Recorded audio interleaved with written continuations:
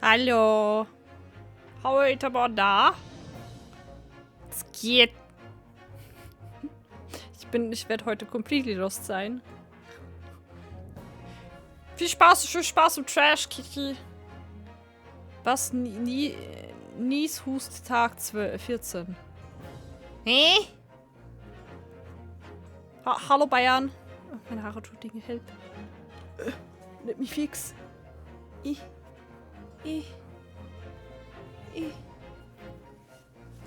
Ist besser? Ist besser. Am hardest zocken? Oh, Hades. Hades ist cool. Oh, das müsste ich auch mal noch fertig spielen. Also fertig spielen im Sinne von, ich müsste Hades, glaube ich, noch etwa 3-mal besiegen oder so. Für das True Ending, I guess.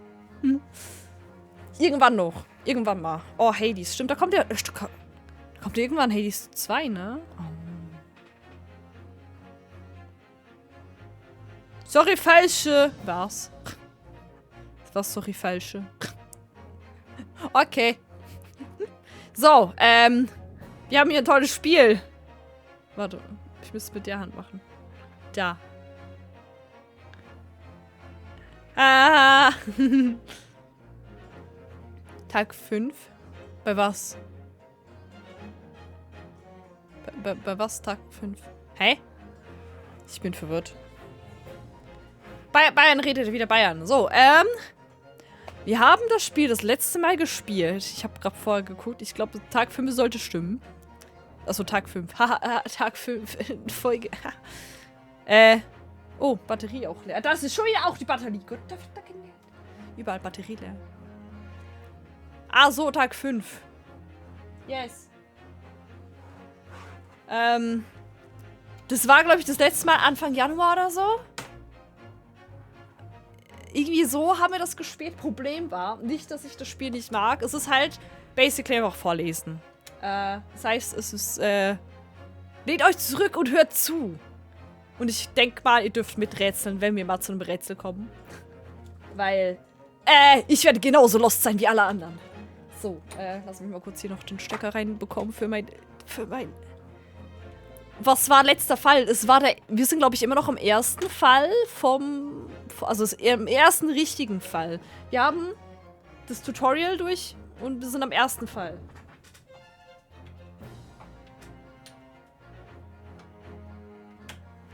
Das war der Typ, daran erinnere ich, das war der Shakespeare-Typ. Der nicht Shakespeare hieß, sondern... Goddammit. Wir gucken uns gleich die Sachen an. So, einmal Strom. Da, lädt. Die Woche sind einfach alle meine Controller leer. Das ist dumm. So.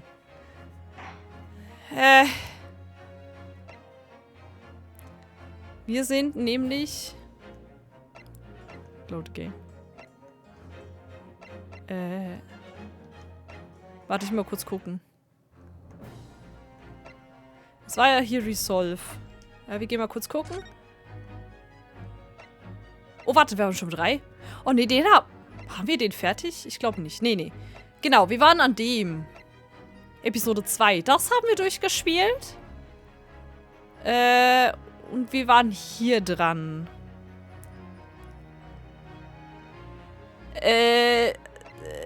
Ich weiß seinen Namen nicht mehr. Wo habe ich geladen? Part 3 Investigation. Okay, wir sind bei der Investigation. I see.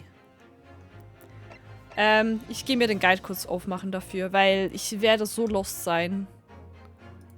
Nicht, dass ich vielleicht auch ein bisschen Hilfe haben könnte. Ich will kurz den richtigen aufmachen. Das sind Part 3. Okay, ich mache das mal auf im Hintergrund, falls ich es brauche. Hallo Igina! Wir gehen gleich einfach kurz in das Ding gucken. So. Jetzt haben wir einen Load.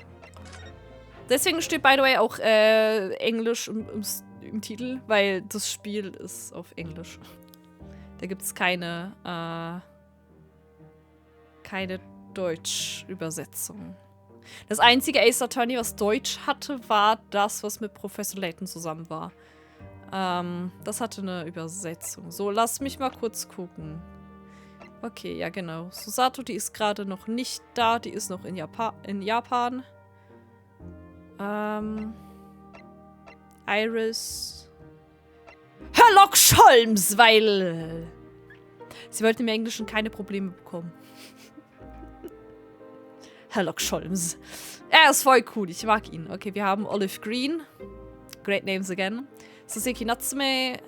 Genau, das ist der Beschuldigte. Den müssen wir verteidigen. Und zum zweiten Mal. Wir haben im ersten Game schon mal verteidigt.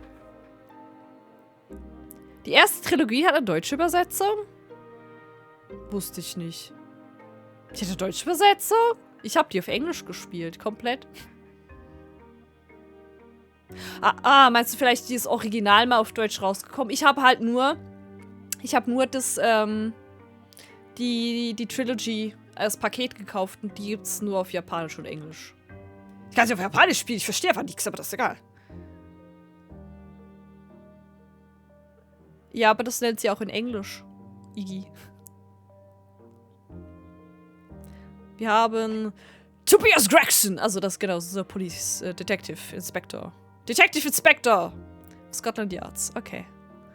Stern, single-minded in his approach and a great lover of fish and chips. Ah, stimmt, genau. True. Da! William Shakespeare! Weil es ist nicht Shakespeare. Der ist nämlich schlecht. Das ist Shakespeare. Vermutlich, also in Anführungszeichen, das Victim, der nicht wirklich gestorben ist. Der war doch am Leben. Ups. Und Shakespeare, weil er vermutlich, keine Ahnung. Weiß ich noch nicht. Er ist schlecht. William Shakespeare. John Depp, den Typen haben wir auch schon gekannt. Der ist der Landlord. Barock Van Six. Ah, unser cooler Prosecutor. Unser Vampir-Prosecutor oder so. Well, no. Reaper of the Bailey. Danke, genau. Ich habe immer an Scam gedacht. Ich war so, nee, warte, Scam wird ja anders. Fakespear. Scamspear. I don't know. Er schmeißt bestimmt mit rein. 100 Pro. Aaron B. Metterman. A young man who works for Alton Gas. He's a witness to the incident. Okay. And Quimby Altamont. The wife of the owner of Altamont Gas Company. She's a staunch believer in the superiority of the fuel and utterly unforgivable for gas theft. Genau, und der Shakespeare hat Gas geklaut, indem er Münzen aus Eis gemacht hat. Das haben wir, glaube ich, rausgefunden. Genau, das ist mein Armband. Ich gucke mir einfach die Sache mal kurz an. Genau, Your Books war am 17. Februar. The sum of 2 shillings tendered in receipt of the picture of Monsieur Lecoq. Lecoq. Emile for Gabriel und Canterbury Yearnings. Also der war im Buchladen. Genau. Die Webcam auch schon. Your Books ist da. Dahin wohnt er. Und hier ist Dinge passiert. Ich habe keine Ahnung, was hier passiert ist. Hier wurde hier nicht Dings gesteppt? Olive Green? Ich glaube. Was hat jetzt schon wieder damit zu tun? Jetzt bist du voll da. Genau, das haben wir schon rausgefunden. Also ich bin gerade nur versuchen rauszufinden, was genau passiert ist in dem Game. Oh. Genau, das hat Shakespeare benutzt, um Münzen einzufrieren draußen. Also in der Seife hat er einen Münzabdruck drin und da hat er sich Eismünzen gemacht, um Gas zu klauen. Genau, das haben wir, glaube ich, schon rausgefunden. Dann habe ich irgendeinen Brief, von dem ich keine Ahnung mehr habe. A ripped piece of an envelope that was found in Mr. Shakespeare's room. The rest of the envelope could not be located. Den müssen wir bestimmt noch finden. Genau, pair of teacups und das eine... The one with the green line around the rim was Mr. Natsume's. Und... Der eine war vergiftet. Ich glaube, der hier. Der hier war vergiftet. Crime Scene und er war K.O. Warum auch immer er Seife ist, aber das hinterfragt mich nicht. Weiß ich nicht mehr, warum. Genau. Medical Report. Ingestion of a small quantity of strychnine. keine Ahnung, wie man es richtig ausspricht. Toxin effects present 30 minutes after ingestion. High likelihood of the substance having been mixed with the tea the victim was drinking, but no sample could be obtained for testing. Investigative conclusions: the poisoning incident occurred around 1:30 a.m. on 21st February. Assessed from the victim's pocket watch that appears to have broken when the man collapsed after the delayed onset of symptoms. No container for the poison was found at the scene. Ich glaube, wir hatten irgendwas gesehen, was so aussehen könnte. Bin mir nicht mehr sicher. Genau, das war hier der Gas-Dingsbums und da haben wir gesehen, hier unten ist ein Loch drin. Damit das Wasser rausfließen konnte von den Eismünzen. So. Genau, damit haben sie Gas geklaut. Und wir haben ganz viele Fingerabdrücke gefunden, von denen wir nicht wissen, warum die da sind. Noch nicht. Der Fall war serviert, der ist serviert. Er ist noch nicht vorbei. Was ist das? Capital Offender Article. Newspaper article about Selden, a criminal sentenced to receive the death penalty. However, he died of illness in prison with his loot remained undiscovered. Manchester's Strangeways Prison announced the death of convicted murderer and burglar Selden by natural causes in the early hours this morning. He had been suffering with fever since the end of October. Alerted by the shouts of his fellow cellmate, medical staff arrived to find him already dead, before his capital punishment could be carried out. Okay. Hat bestimmt irgendwas damit zu tun, sonst hätten wir diesen Artikel nicht. Ich weiß nur nicht was. Hidden photograph. A photograph print found in Mr. Shakespeare's room. It shows the landlord, Mr. Gary Depp, together with a young man. Und dieser junge Mann sieht aus wie der... War das der Bruder? Sieht aus wie der Bruder von Olive Green. Okay. Ich glaube, von dem haben wir aber noch keine Infos, aber das... Ich glaube... Olive Green, art school student whose ambition is to become an artist. She's just regaining consciousness after having been comatose for days after suffering a stab wound in the back. Genau, ich glaube, das ist der Bruder. Wir haben irgendein Bild gesehen mit ihr drauf und dem anderen Typen. Also ich schätze mal, es ist der Bruder. Die sehen so ähnlich aus. Genau, ich habe keine Ahnung. Haben wir mit dir geredet? Wir haben mit dir geredet. Ich habe keine Ahnung, über was wir geredet haben. Goddammit. Oh, shit. Ich weiß nicht, gehen wir mal zu Miss Green, zu Olive Green. Ach, die haben nur eine Ratte. Ich möchte gerne... Das war nämlich, das hier. Das hier, genau. Das Bild haben wir bei ihr gefunden. Same age as Miss Green. Special Summer. Ich glaube eher, dass es der Bruder ist oder so. Aber das hatten wir eigentlich dritt schon mal. Jap. Ich weiß nicht, ob sie irgendwas dazu sagen will. Es sieht nicht aus, als ob wir mit ihr nochmal reden könnten momentan. Zum Rückstehen immer haken, wenn man eigentlich alles gemacht hat da. Okay. Ich weiß nicht, ob wir da noch irgendwas finden werden. Gehen wir mal nochmal in den Tatort. Katze! Oh, ich habe mir das schon angeguckt. Ich weiß nicht, ob da irgendwas ist. Das haben wir alles angeguckt. Genießt einfach die Musik und meine Verwirrung oder so. So, hier waren ganz viele Händeabdrücke. Aber warum, weiß ich gar nicht. Wollte an die Lampe ran? Probably. Ich weiß nicht, ob ich nochmal mit Gregson reden kann. Nee, sagt mir nein. Goddammit, wo muss ich denn hin? Luigi am Trainieren. Der englische Luigi. Briar Road? I don't know. Gehen einfach alles mal ab. Was haben wir? Da ist immer noch ein kaputtes Bike. Das war im letzten Spiel schon da. Ich habe keine Ahnung. Der Schneemann war auch schon da. Wohin wir müssen? Mr. Gary Depp? Maybe. Luigi-Anspielung. Ja, okay. Okay. Wir müssen zu Mr. Gary-Depp. 22nd February. Mr. and Mrs. Gary-Depp's room. Hello. Ah, you're here now, Mr. Gary-Depp. Gary-Depp? Gary-Depp?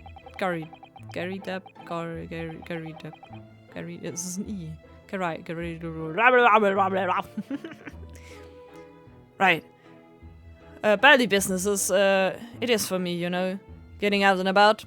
Ah, stimmt, ich glaube, er ist gerade einer der, wie sagt man das, der Jury, wie sagt man den? Die dann entscheiden über das Urteil müssen, bevor der Judge tut. Die Jury? Die Jury. Ich glaube, die Jury. Die Jury! Die Jury! Genau. Buried the Old Bailey, by any chance? Oder war seine Frau war geschworen. Geschworene, danke. Das deutsche Wort. Nee, seine Frau war eine Geschworene, oder? Ich bin jetzt verwirrt. I'm not sure. Nee, er war geschworen. Ich bin gerade verwirrt. Naturally. Fate of my lodgings hanging in the balance and all that. Not a trial to miss. The fate of what's already been robbed your haunted lodgings, yes. Of course, the place has caused quite a stir around the capital on more than one occasion already. As the old haunted lodgings or some such. Well, at least he knows. Makes you wonder what the places is going on, don't you know? Yes, I'm sure it does. In fact, thinking back to Mr. Natsume's other trial just 2 days ago. Also erst 2 Tage her, stimmt. Oh, dammit. Ja, er rührt sein Tee mit der Pfeife um. Guck mal, es ist Sherlock Holmes. Ah, ich mag sein Design. Irgendwo hätte ich Bock, ein Cosplay zu machen, aber ich sollte nicht mehr Charakter auf meine Liste für Cosplays packen. Aber er ist so cool! Look at him! Ich mag ihn voll. You were at the Old Bailey then as well, weren't you? Testifying with your wife about what happened.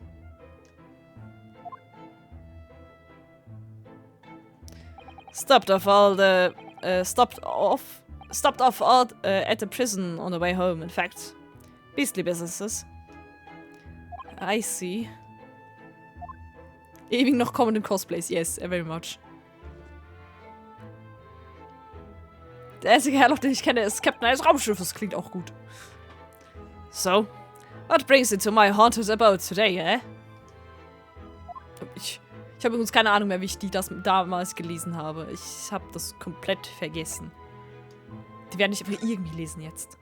Ich glaube, Yonosuke habe ich immer einfach normal mit meiner Stimme gelesen, weil das ist der Hauptcharakter. About your lodgings. Some fishy fellow from the Far East and a failed actor, chap of questionable character, eh? Gary Depp. Yeah. Yes, the house does seem to have become something of a magnet for rum fellows of late. Thanks to that belly curse. Das stimmt doch gar nicht. The convict's curse, you mean? Ah, heard the stories, have you? Rotten scoundrel was arrested here. Then the next chap in the room goes and kneels over. Then there was that woman who dropped dead just outside on the street, not to mention the actor yesterday. Am I next, eh? Was rufst du so? Well, can't help but get the collywobbles, can you? Was auch immer collywobbles übersetzt wird. Weißt du, das Schwierige an diesem Spiel ist einfach, dass es einfach zum Teil Altenglisch drin ist und bist so, ha? What they talking about? Ryunosuke Naruhodo. Dragon Boy, I get it? Ich kann sein. Ich weiß, dass im Japanischen auch Phoenix Wright auch irgendwas mit Ryu im Namen hat. Das haben die alle. Also die haben, das hat Ryunosuke ist ja ein Vorfahre.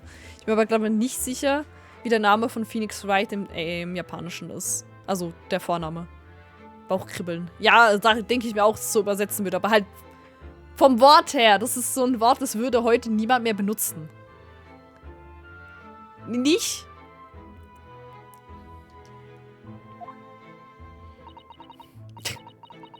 When you say the woman who dropped dead outside on the street, do you mean Miss Green?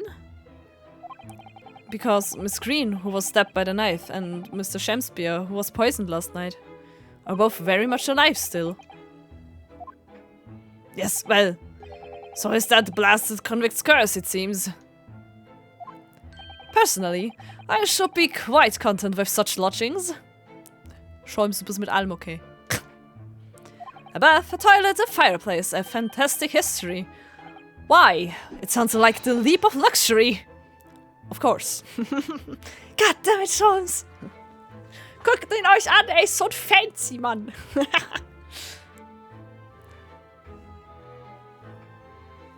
Es gibt viel mehr Sinn. Ja. Ja. Sie haben es halt in Englischen... Ich bin ehrlich, sie haben es ja gut gemacht mit den englischen Übersetzungen. Sie haben versucht, Wortjokes beizubehalten. Das hat halt... Deswegen mussten sie halt Leute umbenennen. Ich meine eben von wegen Naruhodo, I get it, übersetzen zu right in ich bin richtig, ich habe recht. Das ist halt das Closeste, was sie tun konnten, ja. Sie haben es gut gemacht, sie haben wirklich Mühe gegeben mit der Übersetzung. Und ich verstehe, warum sie dann halt basically irgendwann nur noch Englisch und Japanisch gemacht haben, weil das war bestimmt genug aufwendig, das komplett zu übersetzen und nicht so günstig. Gut zu übersetzen. Und nicht einfach nur 1:1, sondern wirklich gut. I'm not so sure about that. Well, there's no bath or toilet included, and no fireplace either. Oh, but you do look out of your for your tenants, don't you? Die Namen waren auf Deutsch gleich wie auf Englisch. Ja, siehst du, sie haben keinen Bock gehabt, das nochmal richtig zu übersetzen. Für Englisch haben sie sich Mühe gegeben. Für Deutsch war so, ja, egal, ist ein Name, die übersetzen wir nicht. Da hätte sie auch genauso gut einfach Naruto lassen können. Egal, whatever. By watching the rise and fall of the flames in your gas lamps up here? Yes, never hurts to keep an eye on things, in case there are any mishaps or such like. I think you've had your mishaps already, sir. Da findet er wieder lustig. Natürlich. Goddammit, Scholms. That's not helpful, Mr. Scholms. Forgive me. The words just came to my lips. Goddammit. Okay, about deine Notchers, also deine Bewohner, deine... Goddammit. Ich glaube, mittlerweile will man Tenants sagen in Englischen. I don't know. Ein Fanpatch? Cringe. Oh. Also ein Bundle auf Englisch, ja. Beide Games zusammen. Das jetzt, ich bin am zweiten Game Resolve dran. Steht am Titel. So, fishy fellow from the Far East and a failed accent. Ja, das haben wir schon mal gehabt. That's not need for that, Mr. Garideb. That's right. Mr. Natsume is no way fishy. Ja, so... He is undeniably peculiar, however. Nick für Iggy, okay. Is it right that he took the vacancy immediately after the previous tenant passed away? Yes, that's right. I asked the estate agent to find someone and he popped up the very same day. Never come across a chap so keen for a place with a background, as it were. I don't think it was the room's background he was keen on, so much as the cheap rent, actually. So, how long has Mr. Shakespeare been lodging under your roof? That failed actor chap? Let me see. Oh, of course! Yes, it's been 3 months now. Quite sure of it. Only 3 months? He's quite new here too, then. Fish and Chips, ich meine, Fishy, das ist bestimmt, daran ist Dings schuld. Der Polizeityp. Ich habe seinen Namen schon wieder vergessen. And what do we owe your certainty in that regard, Mr. Gardepp, if I might ask? Well, it was that Selden scoundrel as it happened. Also? Selden? The convict, you mean? So, Selden and Shakespeare have some kind of connection then? Erzähl mir mehr! Weedy! That convict chap, Selden, passed away in the clink 3 months ago now, you see. Some malady or other. Yes, we've seen the report from the newspaper at the time. Well, it was only 3 days after that tragedian showed his face. The actor fellow. Really? Yes, I remember it quite distinctly. 'Tis small, this wild be inhabit. Pity, landlord. Hear my request. Oh goddammit. Ich hasse solche Stofflesen. Hi, the humble Shakespeare do desire to take thy room on the middle floor, offered your will for rent. Oh goddammit. The Terry sorry and whatnot, but that won't be possible. I already have lodged on the middle floor. Ground floor room's vacant though. Nothing can be made out of nothing. Let me repeat mine will unto thee. Ah! Fucking Shakespeare-Englisch, was kein Englisch ist. Those guys must be muffling your ears. The room on the middle floor is taken. It's ground floor or nothing. Ich glaube, er wollte irgendwie in den Raum, wo Mr. Natsume drin war. Ich weiß nicht, wie ich drauf komme. Was da wohl sein wird, was der andere Typ wollte. Vermutlich der Schatz von einem anderen Typen. Maybe, I don't fucking know. Irgendwo unter den ganzen Büchern. I don't know.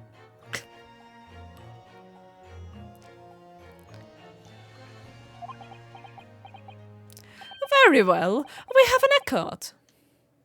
Glad to hear it. Welcome to Briar Road. Lo, a Shakespeare dance to celebrate!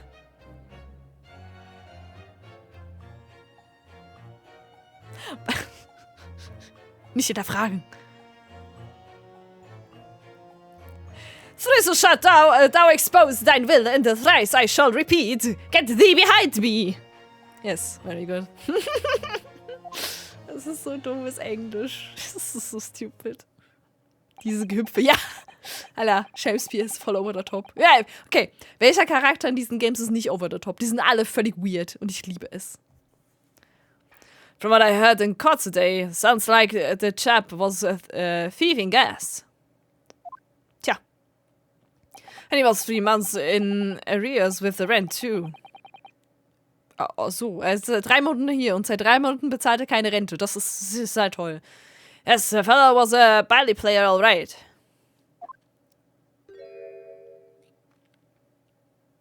Thank you for your candor, Mr. Gardepp. We are most grateful.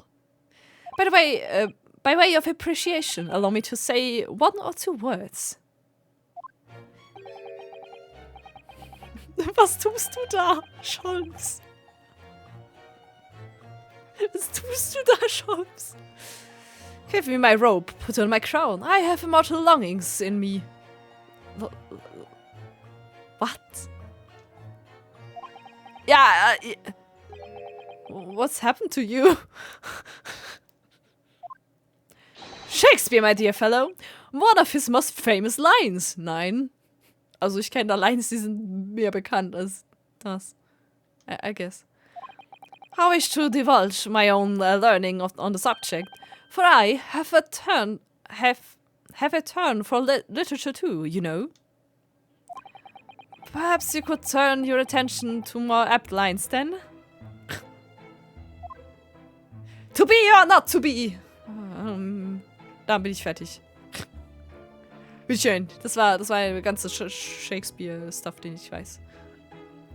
Sholmes ist immer high. Okay. Oh, warte. Warte. Kannst du mir irgendwas zu dem Bild da sagen? Wer das da ist? Falsch. Falscher Knopf. X. Mr. Gary, could I ask you to look at this photograph? Is that your son who's with you there?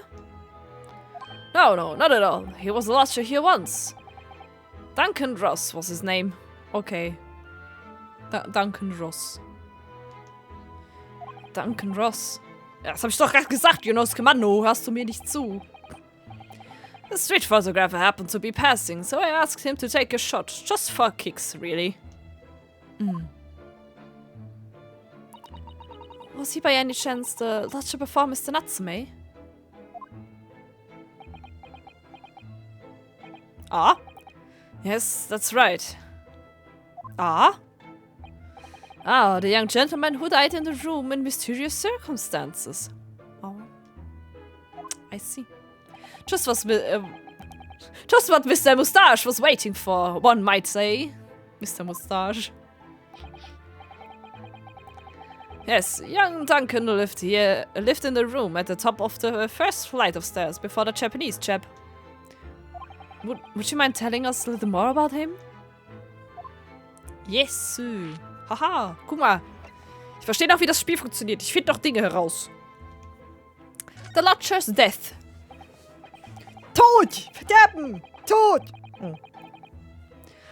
Yes, Duncan Ross, young chap, was attending art school. Had to work to pay for it, mind. Yes, einfach. Ha!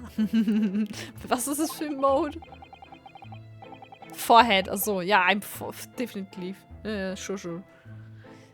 Im Notfall, ich hab den Walkthrough offen, für wenn ich keine Ahnung habe, was zum Fick ich tun soll. Ist mir schon ein paar Mal passiert, gerade bei Investigations. So, wo soll ich hin? Aber im Normalfall einfach mal überall hin. Viel Spaß im Lurk, Iggy.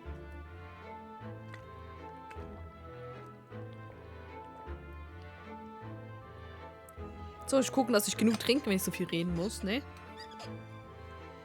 Haha!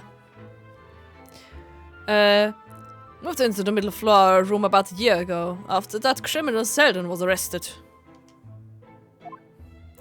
Yeah, students are always on the hunt for rooms with a history behind them. History cheap rent, maybe, yes. Miss Selden war da? Yes, well. Anyway, it was one morning about a month ago. Now, hadn't quite worked out the old trick of watching the gas lamps to see what my lodgers are up to at the time. So sadly, I was rather tardy to discover what had happened. The smell of gas that alerted me, it was... Noch mehr trinken, aber diesmal Kaffee. Schluck Kaffee.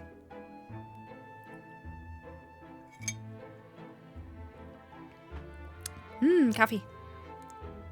Blub. Ah, yes. Synonymous with the smell of death. Was? Called the police straight away. Of course, the officer kicked the door off its hinges. Die ist gleich 4-mal im Stream auf Klo gegangen. Hey! But once we got inside, we almost barely collapsed. Because of the gas?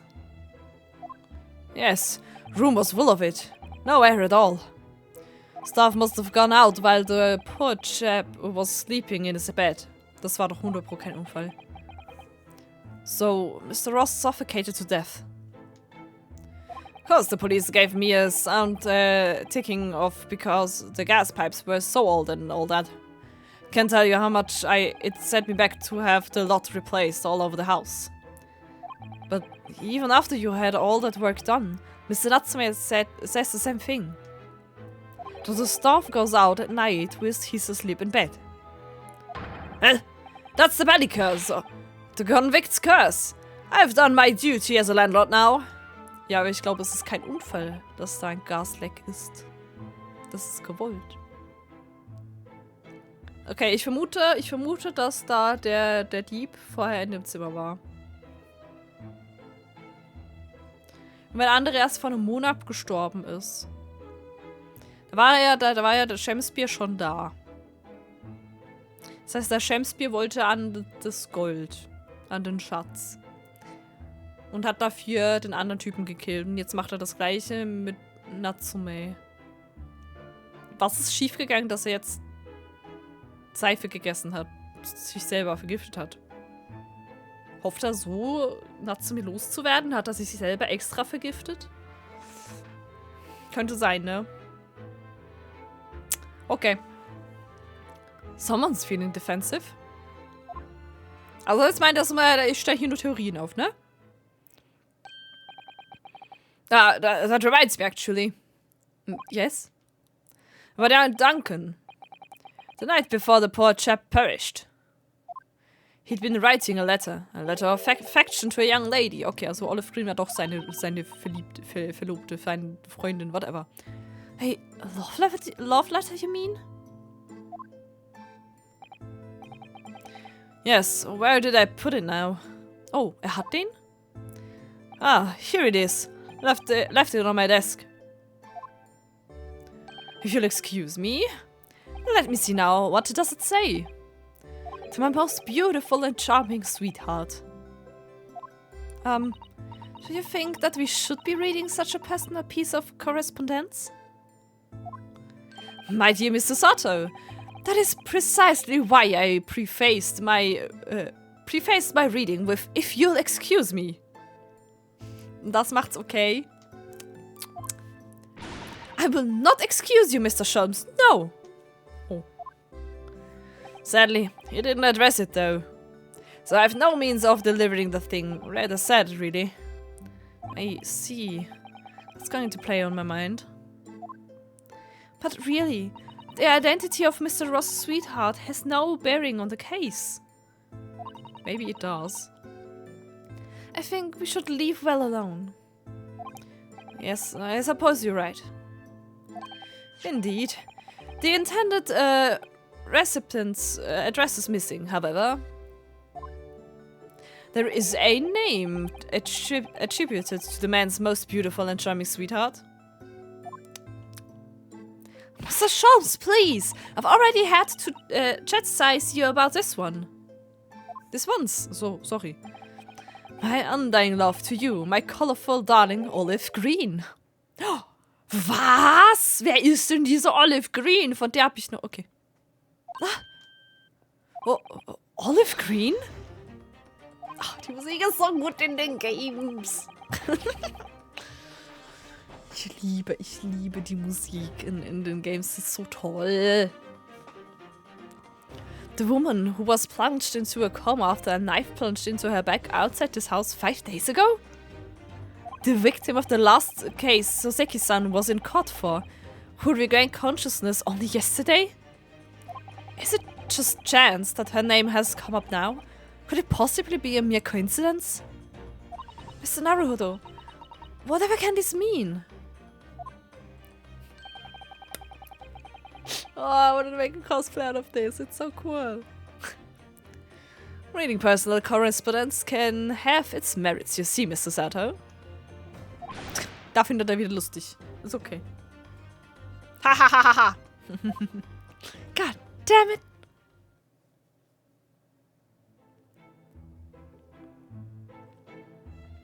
Okay, we know where to go.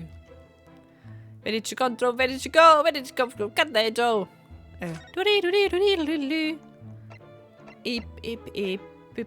Hello. So, jetzt komme ich hier ins Timestamp. Oh no, sie ist gone. Oh oh, das ist noch gut. Das ist noch gut. 22nd February, St. Bartholomew's Hospital Recovery Ward. Well, Mr. Naruhodo, I've just finished speaking with the doctor. It seems Miss Green is well enough to be discharged at last. This is good news, but hopefully just before she leaves... Ah? What is it?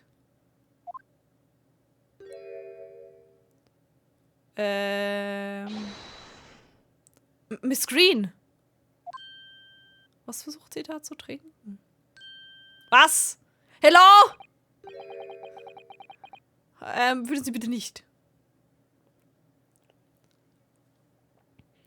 What was that? She clearly just hit something behind her back.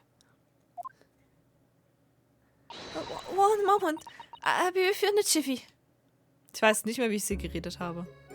Kann ich da hinten gucken? Was ist das? Was ist das? Was ist das? Was ist das? Was ist das? Was ist das? Okay. Oh, hello everyone. What are you all doing here? The doctor has said I can be discharged, so I'm just getting my things together. Miss Green, what were you just doing? Nothing, really. I was just about to take some medicine the doctor prescribed to me, that's all. Sure. Not so sure about that one.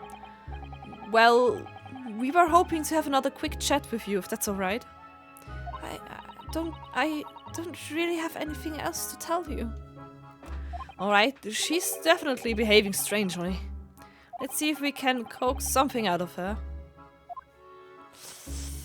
Wir versuchen erstmal reden, I guess.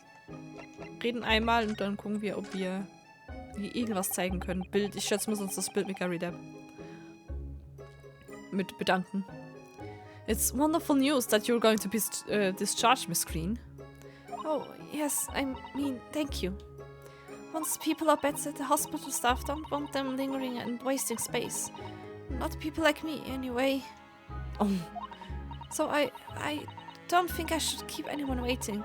I probably shouldn't stand around and chat. She certainly doesn't seem to be in the mood to talk, that's for sure. Okay. Was kann ich ihr zeigen? Habe ich den Brief? Nee, habe ich nicht. Also zeige ich ihr das. So. Miss Green, we were hoping to ask you about someone. Mr. Duncan Ross, you knew him, didn't you? Oh. Was ist das? Oh no, I'm so sorry. The bottle of medicine fell down when she did. Ich glaube nicht, dass das Medizin war. Oh, Miss Green, are you alright? Oh. Ich befürchte, es war keine Medizin. Vielleicht Farbe oder so, I don't know. I'm so sorry, I didn't mean to startle you like that. No, it's alright. I just wasn't expecting it. But how do you know about Duncan? Gift? Ja, kann auch sein. Also steht Gift oder Farbe oder irgendwas in die Richtung. Mr. Ross had been writing a letter when he passed away. The landlord found it in his room. It was a very personal letter to you.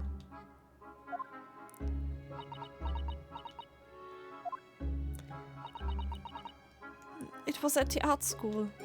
That's where I met Duncan, a year ago now. He was working to fund his studies. He dreamt of becoming a professional artist one day. And the two of you became romantically involved? Yes, that's right. We were very much in love. We were engaged to be married, actually. Ah, also doch verlobt. Okay. That's why he decided to move into a cheaper room, to save money for the wedding. And that's what led him to Mr. Gary Depp's. Yes, he told me he'd found the worst but cheapest room in the entire East End. And then, 1 month ago, that's when it happened. I'm so terribly sorry, Miss Green. Well, it's all in the past now, I suppose. Poor Miss Green. She looks desperately sad. I was starting to think that's just her look. Wow, Ryunosuke! Holy shit, Ryunosuke! Ja! Die Ratte, ja, die Ratte im Hintergrund ist toll. Guck mal die Ratte an! Oh. In einem Spital. Krankenhaus, sorry. Das ist das deutsche Wort. Ups.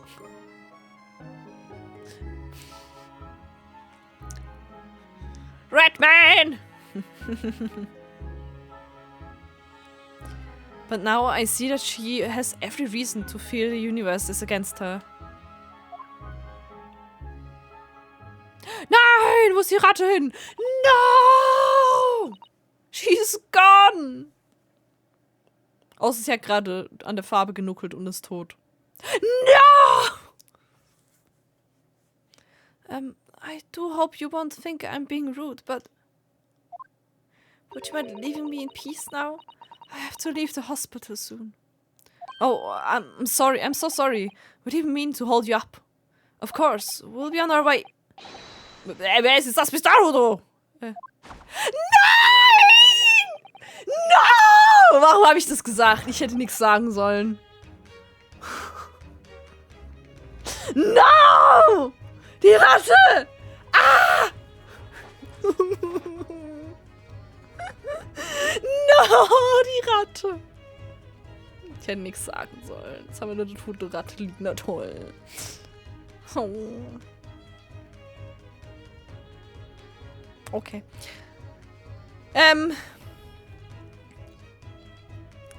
Surely you were not about to leave? That's quite out of the question. What? Mr. Shams, I didn't realize you were here. But of course I was, my dear fellow. Watching attentively from the shadows as always. Gar nicht creepy, nee. Well, make your presence known the next time. Das ist eine tote Ratte am Boden. Mr. Shams, what's this about? Something which occurs to me is some rectangularity, with some regularity, Mr. Sato, is it? Why do detectives insist on such an ex post facto modus operandi? Why solve a case after it's happened? Ja, es ist doch Gift. Ich hatte vermutet, dass es Gift ist. Obwohl, Farbe trinken ist auch nicht gerade gesund. Please don't drink Cola. Dankeschön. Also Cola schon, aber nicht Cola. Also, you know. Instead of preventing a case before it happens, that is what sets a great detective apart. Ja, er meint gerade, dass wir verhindern sollten, dass sie sich das Leben nimmt. Well, what do you mean? There is a case waiting to happen under our very noses, Mr. Naruhodo. Naruhodo! Die Verdünnung trinken, um bevorzugt zu sein. I hope not. Help. Kannst du dran schniefen, reicht glaube ich schon. Zu viel Lack geschnieft, I don't know. So, let us avert the disaster. Let us prevent this case from even ever happening with nothing but careful observation. Oh. Ja, machen Observation, guys. Alright. All the clues you need are set before you. You need only look, and you cannot fail to see. You can do it, Mr. Naruhodo. I know you can. Okay, let's go.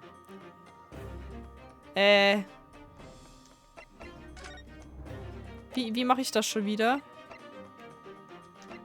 Ah, ich muss erstmal kurz. Ah! Mouse is a Ratte. Junoska, please. That mouse seems to be dead. Look. I didn't notice it there before, did you? I think perhaps it drank the medicine that spilled out of the bottle. It's no medicine. But that's the bottle that Miss Green was about to drink from when we arrived. Tja! You don't think. I see you've become I see you've become to appreciate the true nature of the scene. Kann ich noch einen Brief angucken? That of a tragedy about to take place. Yes, I think it's falling into place. Will sie sich rausreden oder nicht? Werden wir gleich sehen. Wenn sie sich rausreden will, dann haben wir gleich eine Observation Skill Dings da. Great Deduction. Miss Green, the contents of the bottle you had before has spilled out on the floor. And the poor mouse that drank it has sadly died.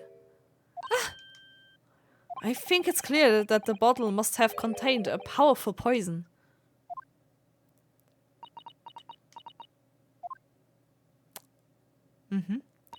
Don't worry. I will attend to the mouse presently. Erstmal die Maus beerdigen. Miss Green. Were you intending to go the same way as that rodent? To take your own life? Ah! One sweet left. You would have put it to your lips again, wouldn't you? And take the poison. Reprate 2023, 2023. Warte, wir haben das Spiel letztes Jahr angefangen, Bayern. Bam, schlägt sich wieder um. Miss Green, please. Please talk to us.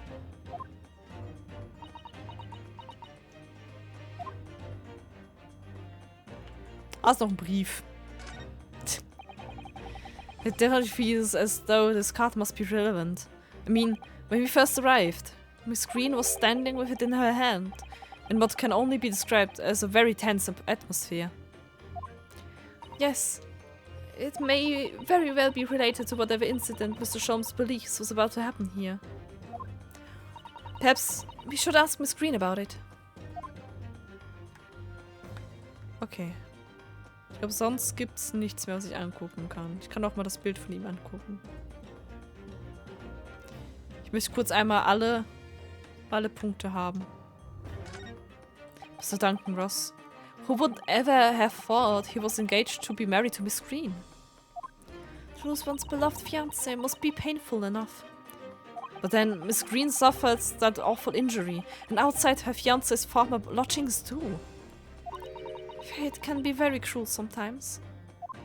Okay, ich glaube, jetzt haben wir alle Dinge.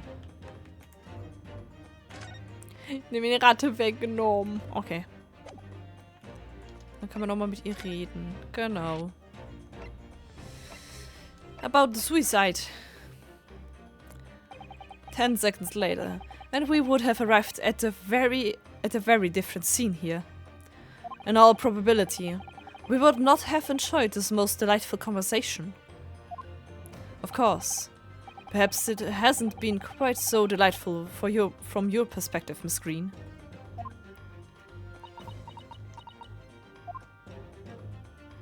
Actually, in a way, now that everything's out in the open, I feel like a weight has been lifted. Tell me, how did you acquire that medicine? Well, with this being a hospital and all, when the doctor comes to examine me in the mornings, he always leaves the medicine cabinet open for a while, so I snuck this out when he wasn't looking. Okay. It conspicuously lacks a label. I wonder what it contains. I'm afraid I don't really know. But I thought if I drank it, it might just stop the pain somehow. Oh, Susanna, no! Oh, please, Miss Green, don't talk of such things. Well, it seems clear now that it contains poison. Yes, the poor little mouse is proof of that. Oh no, oh, it's all my fault. What have I done? Naja, hättest du Maus nicht sagen können, es darf nicht trinken. Das hätte die Maus trotzdem getan. I shall remove this to my office, Miss Green. I take it you have no objections? No, none. Okay, then about the card. Cardo! Oh. Da ist die andere Hälfte vom Brief. Der zerrissene. Neither the sender's name or address appear to be written on the envelope or the card. It arrived by post at my home the day before the incident that put me in hospital here. I have information regarding the death of Duncan Ross. Come to the Slug and Salden on Briar Road at 5 p.m. on the 17th. Don't tell anybody else about this letter or the meeting. It is a matter of utmost importance. Okay, wer hat diesen Brief geschrieben? Wait a minute. The 17th of this month? That's the day you were stabbed on Briar Road. And 5 p.m. is precisely the time when the incident occurred. Was passiert hier? The Slug and Salad, yes. A pub on the northern corner of Briar Road. Briar Road being the street that Mr. Garrett's house is on. Does this mean that...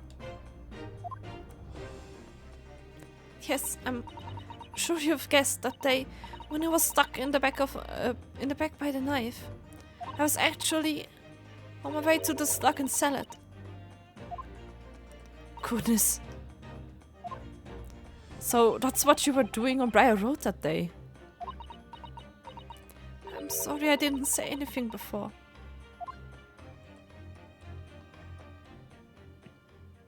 Okay. I think I really have to ask you to excuse me now. I've told you everything. Yes, I'm very sorry to have to drag up such painful memories for you. No, it's fine. Ich werde rausfinden, wer es tatsächlich war. Miss Green. Please, promise us you won't try to do anything like that again. Yes, don't worry. Your detective friend has the bottle now anyway. And besides, I've been stabbed in the back and had a close shave with the bottle of poison, and I'm still here. I think I'm destined to see things through the end. Aww. It might sound a little conceited, but, well, that's how all this has made me feel. Wir werden rausfinden, wer es tatsächlich war. 100 Pro. Leaving Miss Green and St. Bartholomew's behind, we made our way back to Baker Street with Mr. Sholmes. Baker Street? Well, it would appear we've reached the end of the investigative trail for today. Yes, it's late. And Mr. Naruhodo? Did you discover anything that may be of use to you in court tomorrow, do you think? Details about Mr. Shakespeare, Mr. Gary Depp's lodgings, the convict Selden. There are many facets to this case, and we're yet to see to the heart of it, if you ask me. That's my feeling anyway. I can't help wondering about the results of the analysis. Into Mr. Natsume's tea, you mean? Yes. Would I have found strychnine?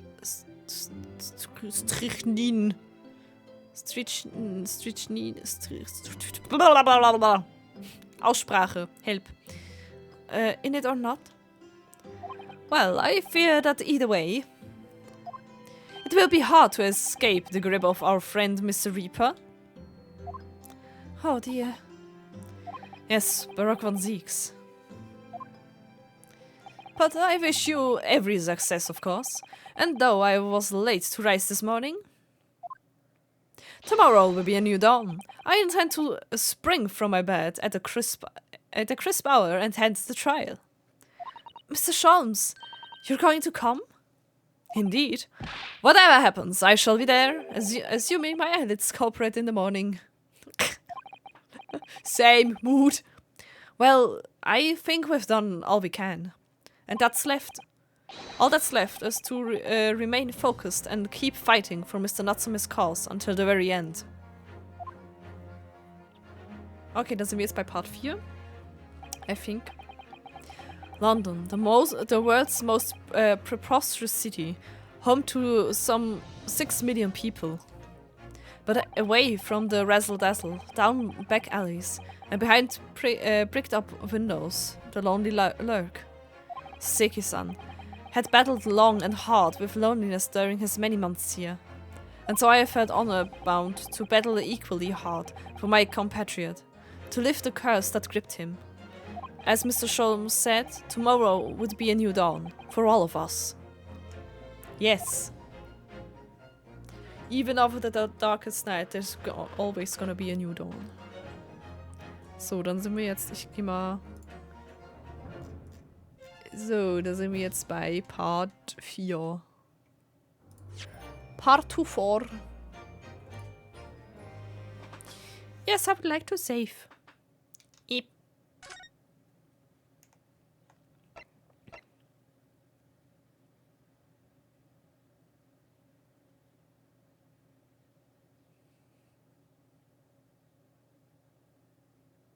Bitte, wann habe ich das letzte Mal gespeichert?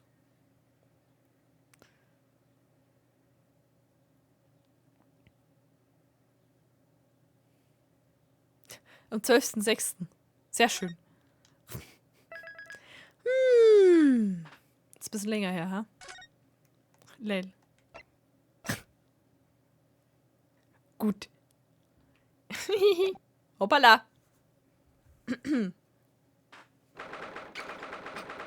23. Februar, 9:23 Uhr morgens. The Old Bailey Defendant's Endchamber.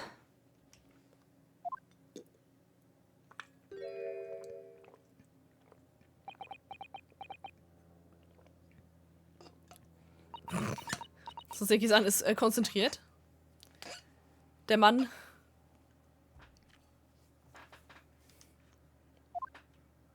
Hey. This is it then, Mr. Naruhodo? Yes, it's time to put an end to this now.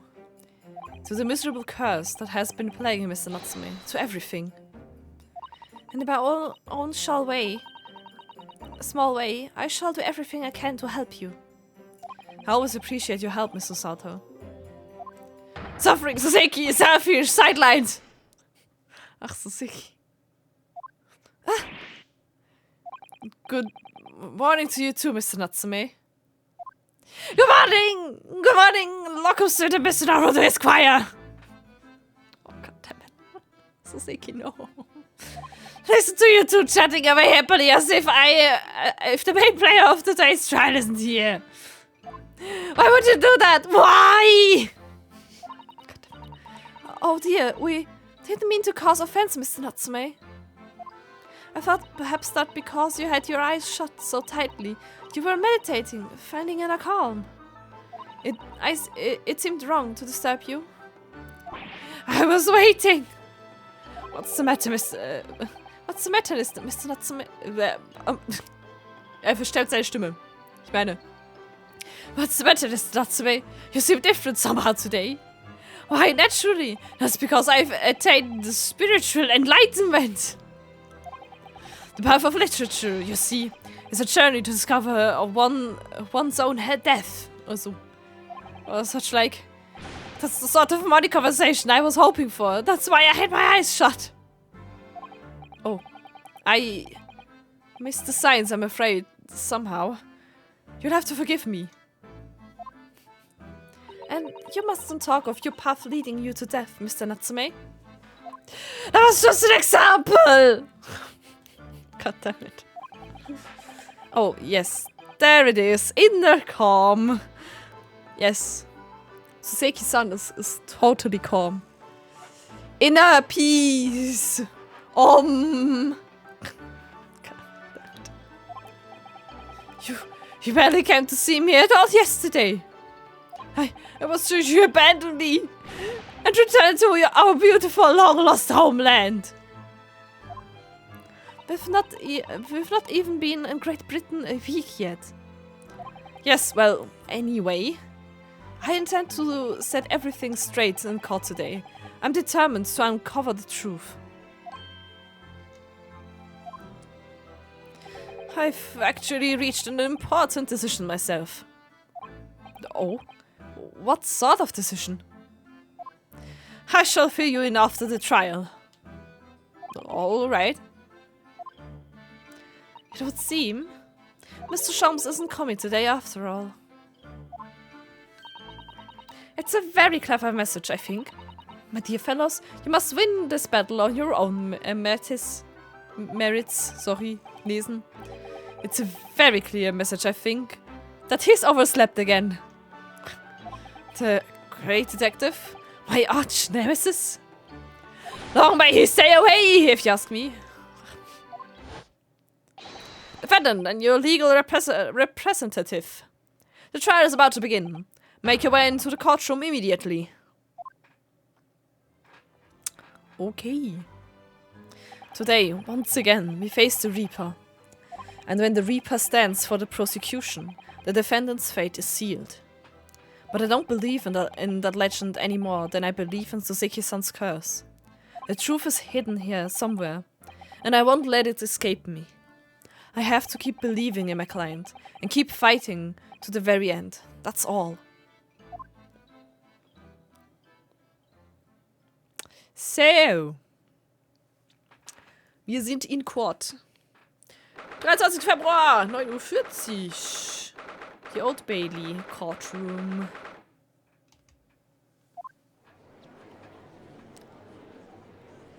So, wer war nochmal genau jetzt meine Jury?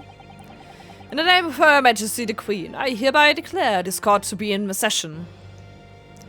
I call upon the counsels for the prosecution and defense to declare their willingness to proceed. The prosecution is ready. Yes, the defense is ready. Very good. And now I call upon the 6 ladies and gentlemen of the jury, chosen by lot to represent the will of the people in this trial. Are you ready to proceed? Absolutely, justice will be done. You mark my words. I feel obliged to say I feel especially ruthless on days when my head is sitting just right. So. Oh well, I wonder if you could adjust my head for me, and please, be as ruthless as you like. Thieves deserve to die, if you ask me, especially gas thieves. I have no sympathy for the man at all. Look, I said it yesterday and I'll say it again now. I don't have time for this. I've got my own problems. Oh man, the Lord somehow, the Lord showers all the light here and leads his flock to a righteous verdict again today. Now, Lord Van Zieks, what can you tell us? Goddammit, Lord Van Zieks Voice, die ich gemacht habe, killt meinen Hals einfach. Oh no! The prosecution's report, please, for the court. In relation to the theory expounded by the defense yesterday regarding the defense T. So, he does have the results. Erstmal Wein einschenken. Ah ja, Wein. Eine gute Note. Ich meine, before the prosecution delivers the black news about the black tea belonging to the black girl in the dock. Schwarz dein Lieblingswort? Pray, allow me a moment to savor a liquid for a more sanguine you. Ich würde Kirschmett nehmen. Ich finde das geil, ist einfach auf der Weinflasche ist einfach ein Reaper drauf mit zwei Sensen, so gut. In fact, I'll defer to the Ghost Detective for the report. Here's to you, Inspector.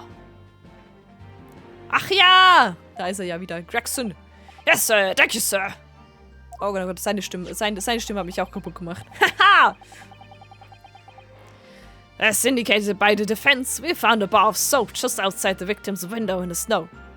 And there was indeed a frozen, reddish liquid in a little depression on the top of it.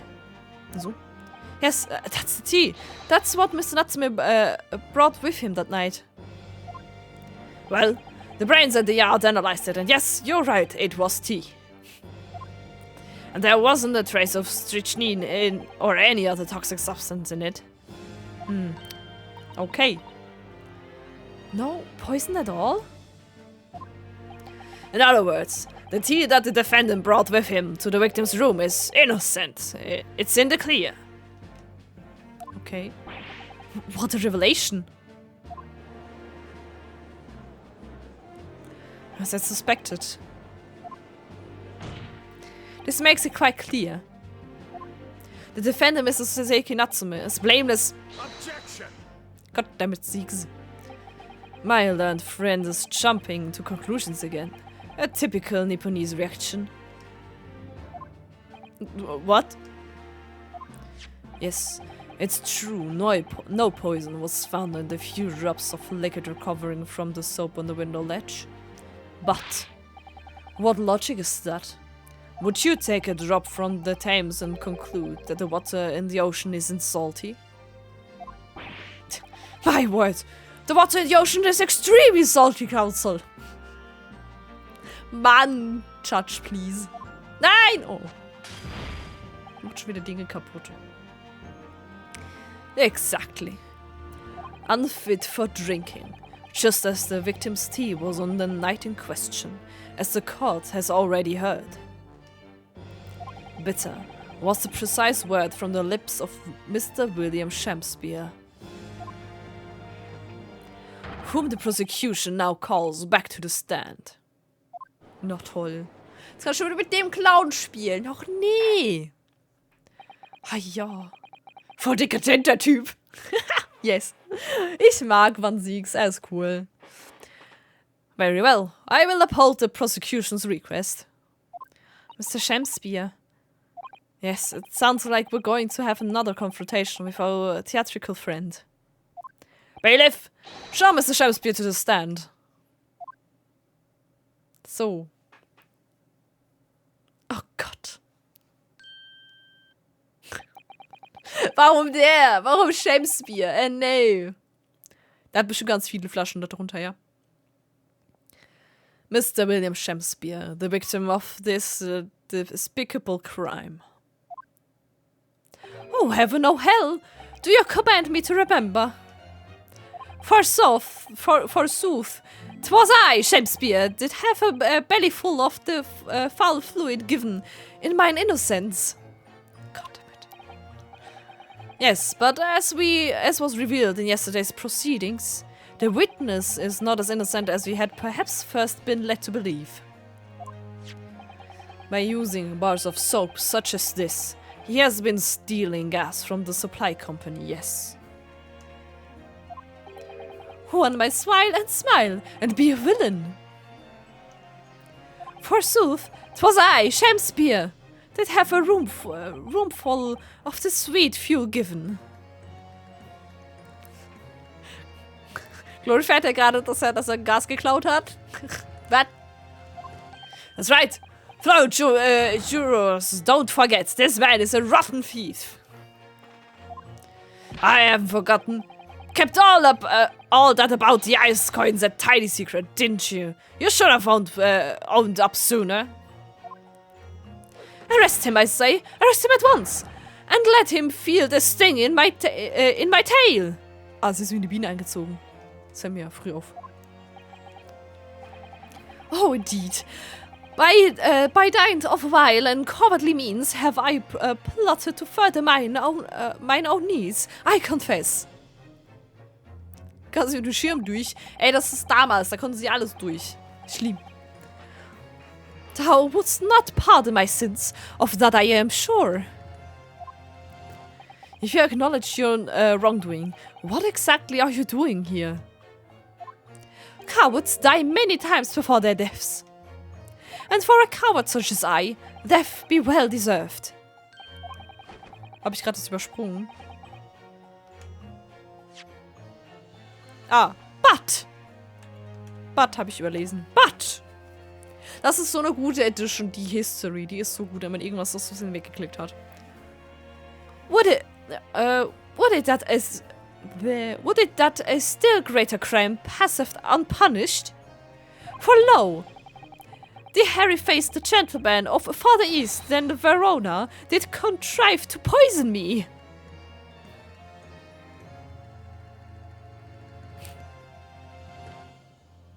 Was soll das werden? Objection. But there was no poison in the tea found in your room. The police have attested to that. What the defense would assert as inconsistency will quickly be cleared up by the witness's testimony. Chopping is real! Ja. Is that not so, Mr. Shakespeare? Very, my liege. I would most gladly speak. Dann reden und hör auf zu springen. Very well. The witness testified to explain this inconsistency. Also was ist das für ein Scheiß-Tisch da mir jetzt wieder auf? Tell the court why it is that poison apparently entered your body, though none was found in the tea.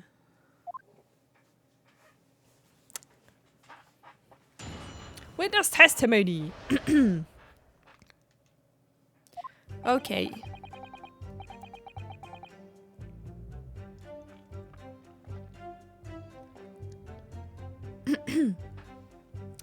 The Japanese man did come to my chamber with tea brewed in a pot. 'Twas in my cup alone that he, the victim, miscreant, secretly poured his wicked poison. Whilst feigning distraction in our debate, ne'er did a drop of his own drink pass his lips. When he departed by and by, I did use the tea that remained in his cup to make my coins of ice. Thus, 'Tis no surprise that poison be not found in the tea I did pour into the most of soap. Ey du. Stern. Stern? Stern. Was? Beinhard Stern. The poison was slipped into the cup after the tea had been poured. The normal way for poison to be administered, in my experience. Quite, otherwise it would be disastrous if the poisoner were to mix up the cups, for instance. But no poison bottle was found at the scene. Because, quite simply, the Nipponese took the bottle back to his own room.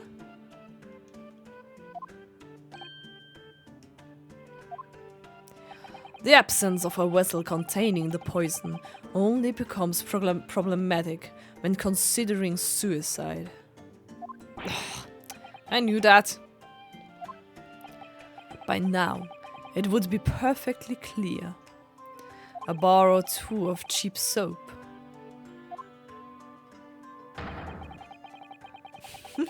Finger.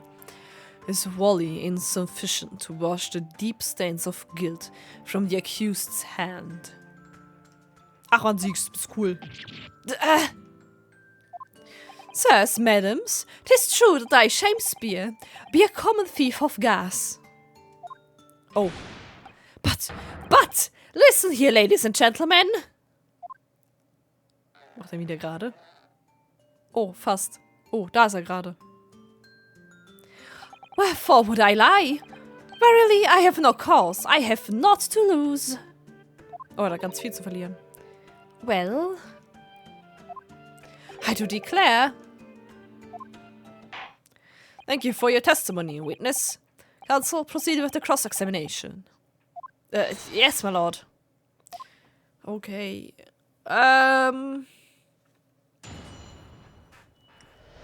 Wie immer. Wir pressen einfach mal alles und sehen, ob wir irgendwelche zusätzliche Informationen bekommen. Momentan sehe ich gerade noch nicht, wo wir irgendwas tun sollten. Ja. Standard approach, pressen.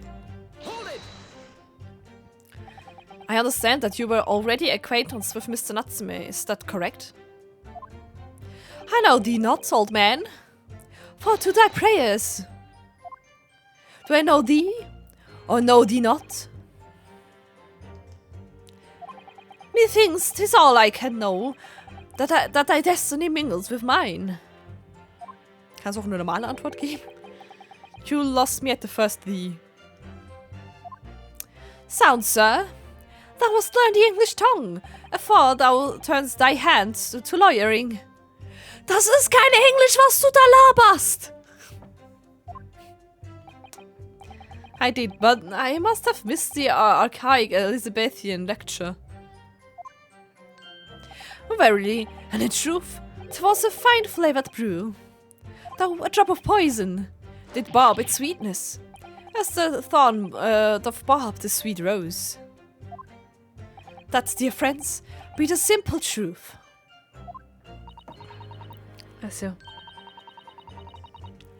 Listen to Mr. Shakespeare. He seems in even better form than he was yesterday.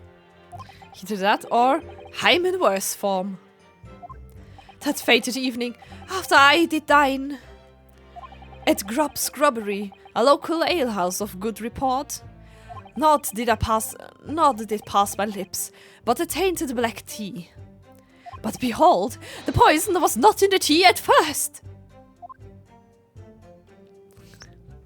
Ah! Ja, es war in deinem Becher. Ich verstehe. Are you saying that you saw the moment when the poison was added to your tea? To have witnessed the act and then drank the tea? Thou dost describe the actions of a fool. Quite so, quite so. But no one likes going thirsty, do they? Sooner would I die quenched than parched. Would I have the choice?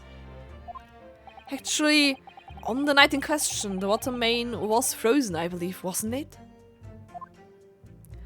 Were it not for the tea, in sooth, I would sooner have died frozen than quenched or parched. Ja, genau, also er trinkt einfach Tee, der poisoned war, aus seinem Poison Cup, wenn er sagt, da war noch Tee übrig, der nicht poisoned war und den er einfach Münzen draus macht. Weil das ist ja smart. Was? Redet für einen Scheiß. Right. No ice coins means no heating. The witness had more than one brush with death on the night in question, it would seem. Remind the court, Mr. Shakespeare, as to whether the accused drank any of the tea which he brought with him. With the greatest of pleasure, my liege. This fatal attraction near to the drop of his own drink past the slip. But the teacup Mr. Natsume drank from was found completely empty at the scene. And let's not forget defendant's maxim: drink tea while it's hot. I had a gulp from the poison cup that night, and in mine agony did I writhe uncontrolled. In fits of pain, I did knock the fellow's cup, and its contents spill as blood from a gaping wound, methinks. Though certainly, 'twas after I had made the coins of ice from his tea. Ha? Alter, das ergibt gar keinen Sinn. Was ist das für eine Timeline? Was erzählst du für eine Rütze? An upset cup was found on the table that the victim was slumped over. There is no contradiction here. Doch im ganzen zeitlichen Ablauf. Ha ja. It's true, there was no tea left in either cup that we found at the scene. But still, something about the statement's troubling me. Yes, of course, I know what it is. It's Mr. Natsume's wise. Drink tea while it's hot, Maxim, isn't it? Nee. No, I'm not sure that's it. Thank you, witness. Now reiterate for the court what it was that occupied you after your guest had left and before you drank your tea. When he departed, bla bla bla, das muss ich nicht nochmal lesen. So, zum Statement 4 von 5.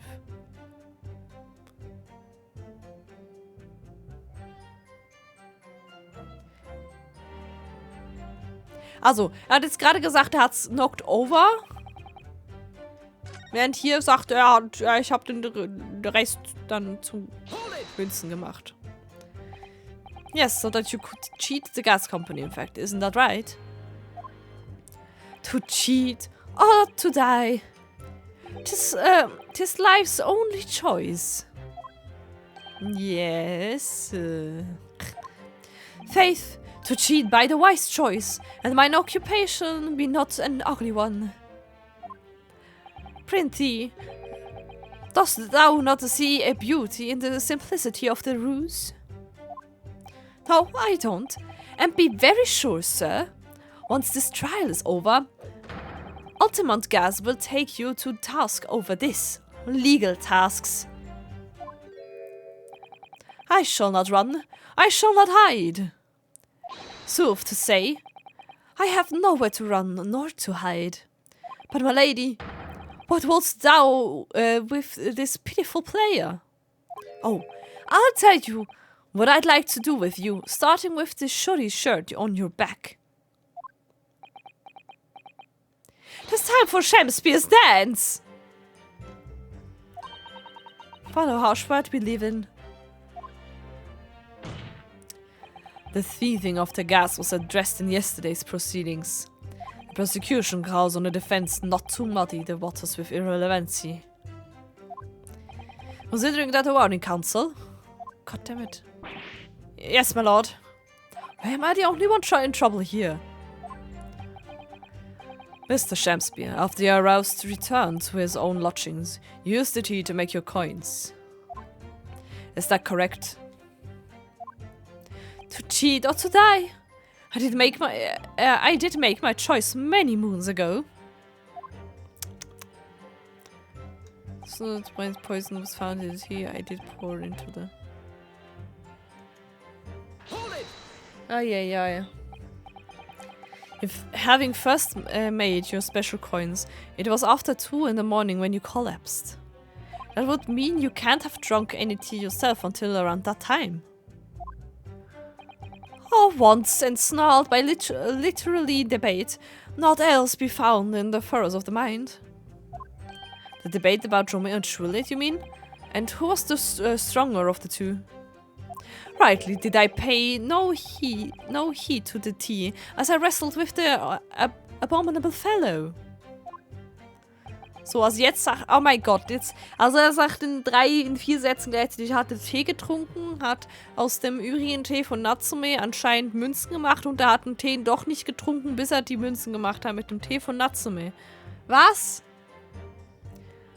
Oh, I don't remember debates like that when I was studying. Are you suggesting that neither of you actually drank the tea whilst it was hot that evening? My lord, wouldst thou be privy to some Shakespearean wisdom? Nein. Husband, wife and tea. Odd 8. TPB. Was? Ah, yes, so very true. Everyone has different preferences when it comes to tea. I think you might have interpreted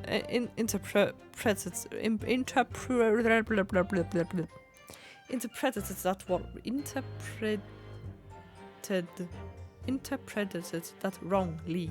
Holy shit, lesen, manchmal. So it's been proven that there was no poison in Soseki-san's tea. It should be hugely in our favor. But the atmosphere in this courtroom today... It feels as though everybody is against against us, Mr. Naruhodo. It must be the Reaper's poison. I'm afraid that if we don't find a significant flaw in his testimony, somewhere, the jury will pounce and find Mr. Natsume guilty. It really feels like we've jumped into the fire here.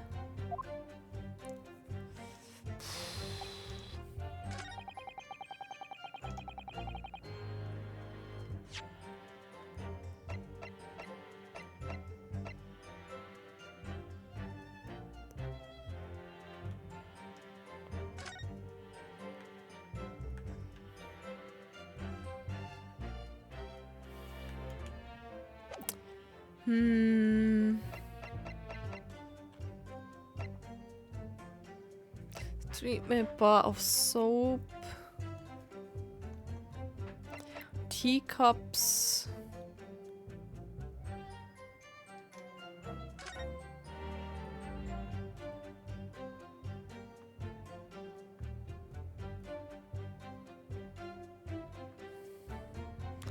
Es haben aber beide... Okay. Es haben beide hier einen Rand dran.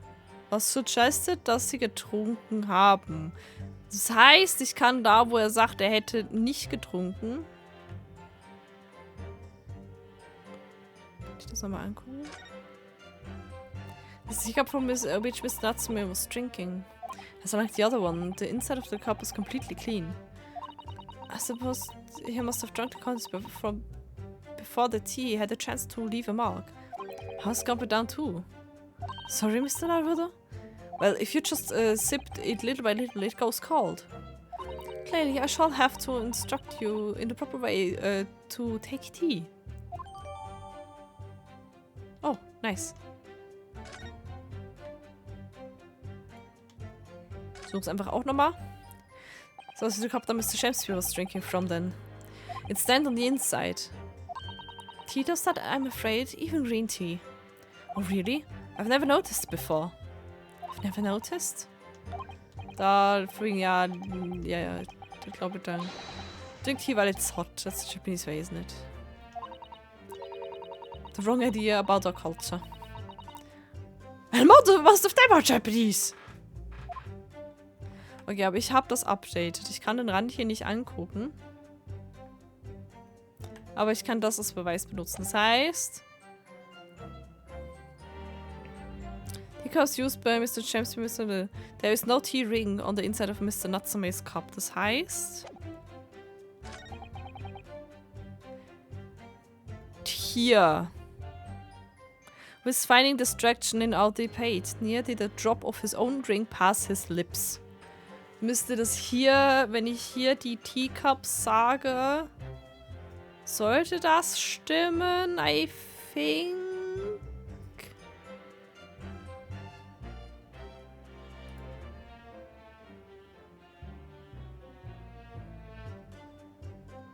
Warte, ich gucke mir nochmal.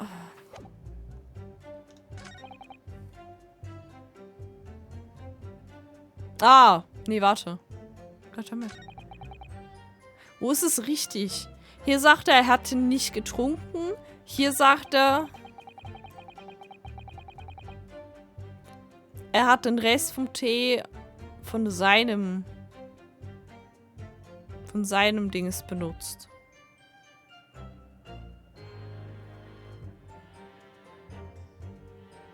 Oh, shit. Das sind solche Momente, wo ich immer, das ist so schwierig, wenn du mehrere Statements hast, auf die, je nachdem, wie du es interpretierst, kannst du den richtigen Schluss drauf ziehen. Das ist so schwierig, weil das Spiel meistens eine Lösung hat. Manchmal gibt es, dass es mehrere geht.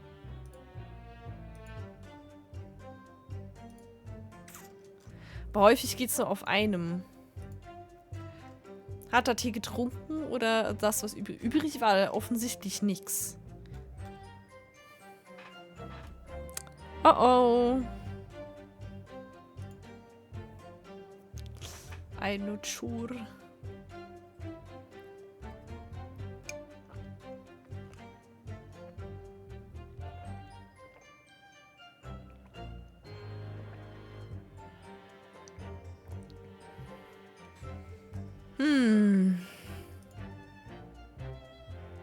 Hat den restlichen Tee benutzt. Aber es dürfte kein...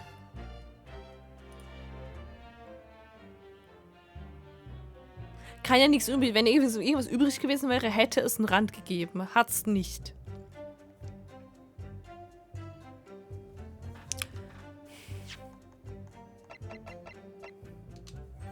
Okay. Ich habe keine Musik. Klingt schon mal nicht schlecht. You claim that Mr. Natsume didn't drink a drop of tea on the night in question. And that you used the tea that was left in his cup to make your fake coins.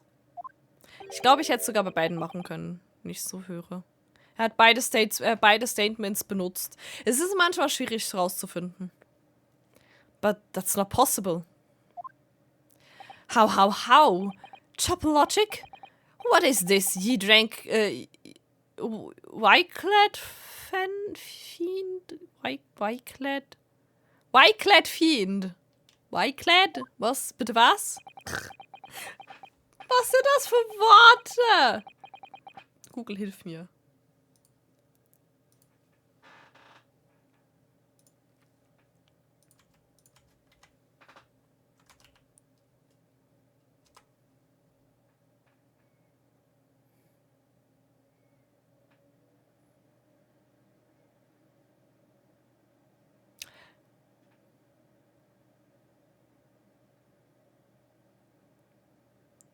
Und was bedeutet das? Archaik.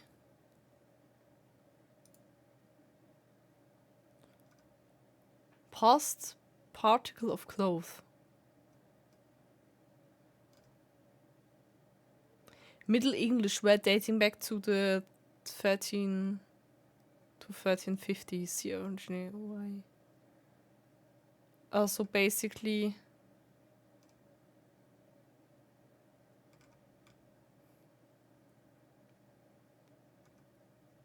Also basically eine gewisse Trageart von Kleidung. Ich muss mal das Licht ein bisschen runter machen hier. My eyes are burning. Ha! Kann bitte kühl reinkommen? Give cold, please, thank you. Okay. The two teacups from the scene. One used by the victim and the other by the defendant. have a clear difference between them. One that represents incontrovertible proof. Blah, blah, blah, blah, blah. Incontrovertible? What difference? Look at the inside of the cups. Just here, there's a clear visible ring. Yes, a tea ring. Commonplace enough. Indeed, such stains occur all too readily when one leaves a tea in the cup for a while. Ich habe immer nur Kaffeeränder.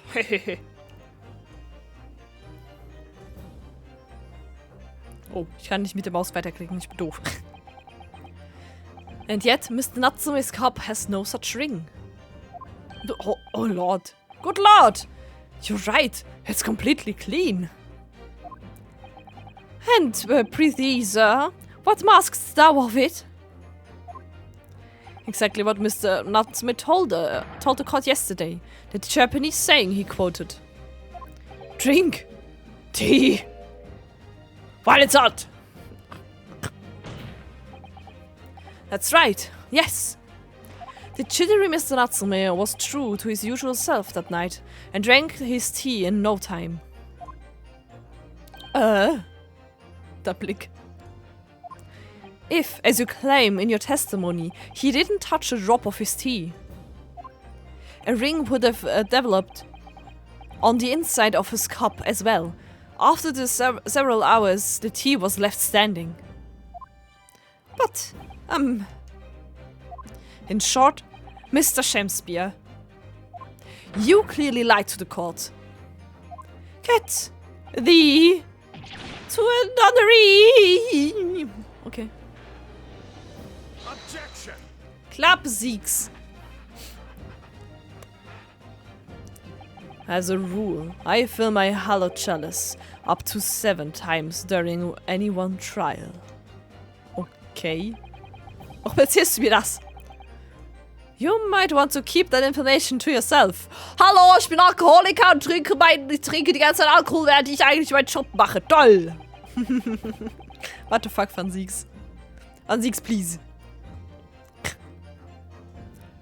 Yet, on occasion, tedium distracts me and I pour more times than I intended until the bottle is dry. Er ist legit ein Alkoholiker. Your drinking habits are fascinating, but irrelevant. On the contrary, they illustrate the fickleness on human memory. To William Shakespeare. Yes, my liege. Though you previously stated that you made the coins of ice from the leftover tea in the accused's cup. Could it be that you were perhaps mistaken? Das haben wir doch schon getestet, dass das Tee von seinem Dings ist. Hä? What the fuck, Van Siegs? Was riecht's da für eine Scheiße? Could it be that, yes, perhaps there was some tea remaining in the small teapot left at the scene? Welcher Teapot? A fact that had vanished from your memory until now. Hör auf, dem Zeug einzureden! Faith, my liege, thou art a magician!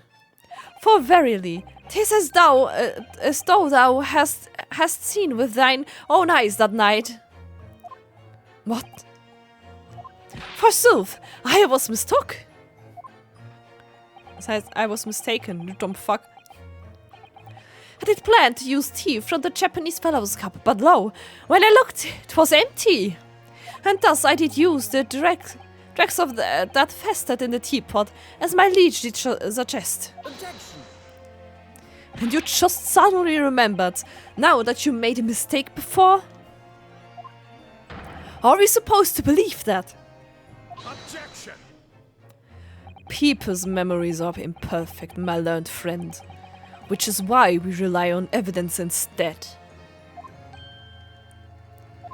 But in any case, it makes no difference. The victim's most recent testimony tells us two things of note. Firstly, that the poison was put into the victim's teacup only.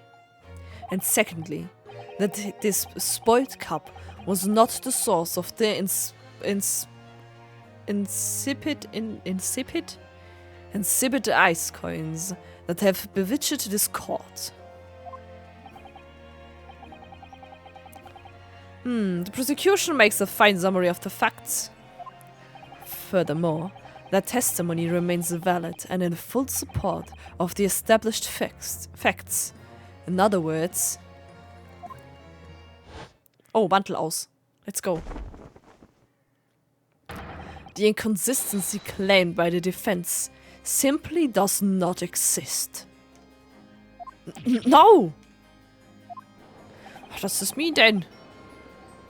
I do declare it means there's no issue with the gas thief's testimony. Apart from the build-up thief in gas, obviously. My lords and ladies and gentlemen of the jury, I do solemnly swear, after I did dine at Grub's Grubbery Ale House that night, not to pass my lips, but the black tea given me by the Japanese, whose back be stooped as low as death. And what did you dine, sir? Why, I did partake of my favorites, a broth as would be called soup, and a leaf as would be called salad. As insalubrious a menu as the establishment where it was served.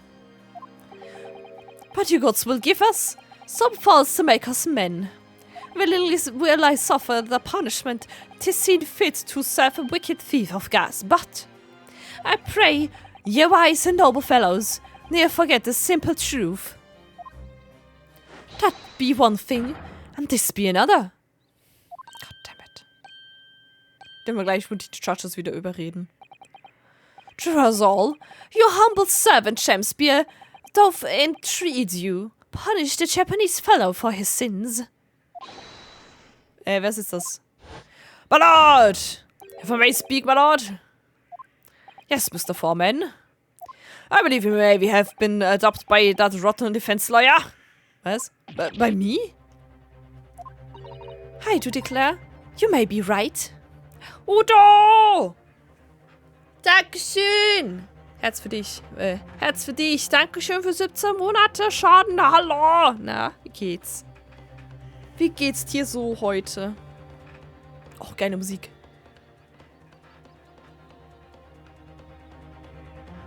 Sei ich Musik überhaupt laut genug? Hat mir das jemals irgendwann gesagt? Ich muss Musik für mich lauter machen. Mir geht's zu warm. Ja, mir ist gerade auch warm. Dabei wird's erst Sonntag schlimm, guys. Sonntag haben wir 32 Grad hier. I'm gonna fucking die.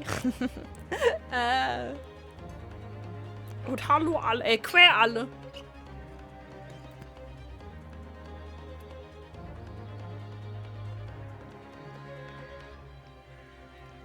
Denkt einfach alle dran, genug Wasser trinken, ja? Gut. Oh, wir müssen Judges überreden. You know, the wave there was making coins of ice to keep himself warm. But his lawyer lad says if he's stealing gas, he deserves a dose of poison, eh? He's been leading us up the garden path, that's what he's been doing. Oh, goddammit. Schwül, ja, soll recht gewitterhaft werden ab Sonntag. Dann wird's richtig drückend. Bis und mit Dienstag so. Heieiei. I really never said anything like that. But what if we just heard from the victim that has opened our eyes again? We've reached a decision this time, and we won't be swayed from it. Oh, god damn it! Wir müssen sie mal wieder swayen, guys. The court acknowledges the position of the jury foreman, and will duly hear the jury's findings. What? No! You can't yet! Ladies and gentlemen of the jury, you will state your decisions now. Guilty. Guilty. Guilty. Guilty. Guilty. Ach, das stimmt, da hat so einen Akzent. Huch. Oh, goddammit. Fängt ja schon gut an. Ein Cross-Examination und schon muss ich das Guilty verteidigen. God fucking dammit. I hereby declare the jury to be in one accord. Oh, happy day. Oh, happy day. Oh, happy day. Oh, okay, warte. Maybe not so happy. Der schmunzelt sich ins Fäustchen. So, hahaha, hab ich mir wieder besiegt, den vollen ollen Tut. How is this happening? My lord, the defense asserts its right to carry out the summation examination. Very well. The court upholds the defense right. Typical. My learned friend is unable to accept the obvious truth. The trial will therefore enter its second summation examination immediately. Jurors, the court calls upon each of you to state the grounds upon which you find the defendant guilty of the crime of which he is charged. So, und die Hälfte sagt wieder irgendeinen Scheiß, der einfach absolut nicht relevant ist, weil die offensichtlich alle stupid sind und sich keine eigene Meinung bilden können und immer nur von irgendeinem dummen Batzen irgendwas übernehmen. Die sind dann so, hey, die anderen haben guilty gesagt, ich sag auch mal guilty, weil, keine Ahnung, mir ist langweilig. Edwin, mir ist langweilig! Oder so. Superzeit kann ich auch gut. Oh. Ja, aber du kannst dir deine eigene Meinung bilden, oder, Judo? Dann bist du schon viel besser als die ganzen Juroren hier. Okay, I'm a man of logic, me. And having considered all the evidence, the defendant must logically be guilty. Was? I do agree that gas is far too expensive. I can quite... Weißt du, wieder so ein Scheiß. Einfach absolut irrelevant. I can't quite understand why the man would want to avoid paying.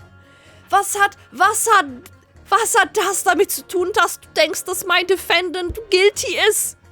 Für einen versuchten Mord. Das hat nichts damit zu tun, du dumme Kuh. Ha. The stuff exploded and it can poison you. It's absolutely lethal. Gas is. Gas doesn't come for free. It costs a fortune to deliver it around the city and maintain the pipes. Warum sind die alle auf dem Gastrip? Yo, benutzt Wasserkraft. Goddammit. Truth be told, the tea my wife serves up for me is a little sketchy at times. Was? Vedetto? If nothing else passes the victim's lips that night, there's no water explanation, is there? Okay, wenigstens er sagt irgendwas Sinnvolles. Die haben alle Gas geschnüffelt, ja, legit. Die haben den Lack tief gerusht. Ah, fucking damn it. Oh, ja. I do fear that perhaps personal opinion about gas and its supply has influenced decisions somewhat. Somewhat? But never mind. No, you really should mind. The truth is, our counter-argument wasn't as unstable as we'd hoped. And Mr. Shakespeare was poisoned. There can be no doubt of that. Then, how are we supposed to turn this around? I think we need to establish the method by which Mr. Shakespeare was actually poisoned. Our only hope is to demonstrate that to the court incontrovertibly. Das Einzige, was mir einfällt, wäre die Lampe in seinem Zimmer. Legit Gas. Aber mir fällt ja nichts anderes ein. Aber wenn es Gas gewesen wäre, konnten die in den Raum gehen? Ich weiß es gar nicht mehr. But that's surely almost impossible at this stage. If you don't manage it, though, Mr. Natsume will be found guilty. No delays, counsel. Proceed with the summation examination. Hallo, ich habe Schwert. Ich klopp euch alle kaputt, wenn ihr nicht mir glaubt, ich meine. Was, du glaubst mir nicht, Kopf mit dem Kopf. Ich meine, was? Okay, wir gehen einfach alle pressen. Hold the evidence, you say? That's right. And there's no room for doubt. It's all pointing at that Japanese man with the big mustache. There's the Englishman with the bigger mustache. Which means we need to show the man some new evidence to make him change his mind. If only we had that kind of evidence. Don't worry, the summation examination has barely started really. Perhaps there will be a shift in the situation that shows an existing piece of evidence in a new light. Let's hope so. Ab mit dem Kopf! To start with though, I need to find some way out of this deadlock. Ja, deswegen presse ich mal gegen alle. Ja, du sagst einfach, Gas ist teuer. This isn't the time or the place to be discussing the price of gas, madam. But really, think of the injustice. Air is a gas, and air is free. Why should ultimate gas cost money? It makes my blood boil. Da versteht jemand nicht, wie es funktioniert. I can feel myself becoming more ruthless than ever. Niemand hat irgendwas dazu zu sagen.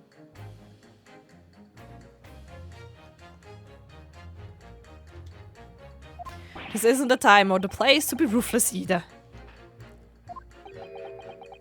If I might interject here. Ah, yes, madam. It seems my fellow juror takes issue with the price our company charges for gas. But it's precisely because of thieves like this man that the cost goes up. Oh, what a beastly man! That unkempt mustache, those hunched shoulders, poisoning tea and stealing gas. Utterly unforgivable. Was? No. Mr. Natsume isn't the one who's been stealing gas. I thank you not to adding on more crimes. Mr. Natsume hasn't been poisoning tea either. Well, anyway, I've quite made up my mind. It's as made up as the price of gas. Okay. Yeah, okay, it can explode no poison. Could you please talk about the poison rather than the gas? Do you think, sir? Well, if you like, I mean, to be honest, I take poison over gas every time. You take poison? What I mean is, poison can only poison you. It doesn't explode, does it? Goodness me, what are you talking about? Set him straight, please, lawyer man. Well, it's certainly true that poison isn't prone to exploding. But I think you'll find poison also can light or heat up a room. Ah! You're right. I hadn't considered that at all. Amazing. Young lawyer man. Yes? You have a good head on your shoulders. We could use someone like you as our company legal representative. Well, I wasn't expecting to pick up more businesses in the middle of a trial, that's for sure. Anyway, the point is, I haven't had the best experience with gas companies in the past. Okay.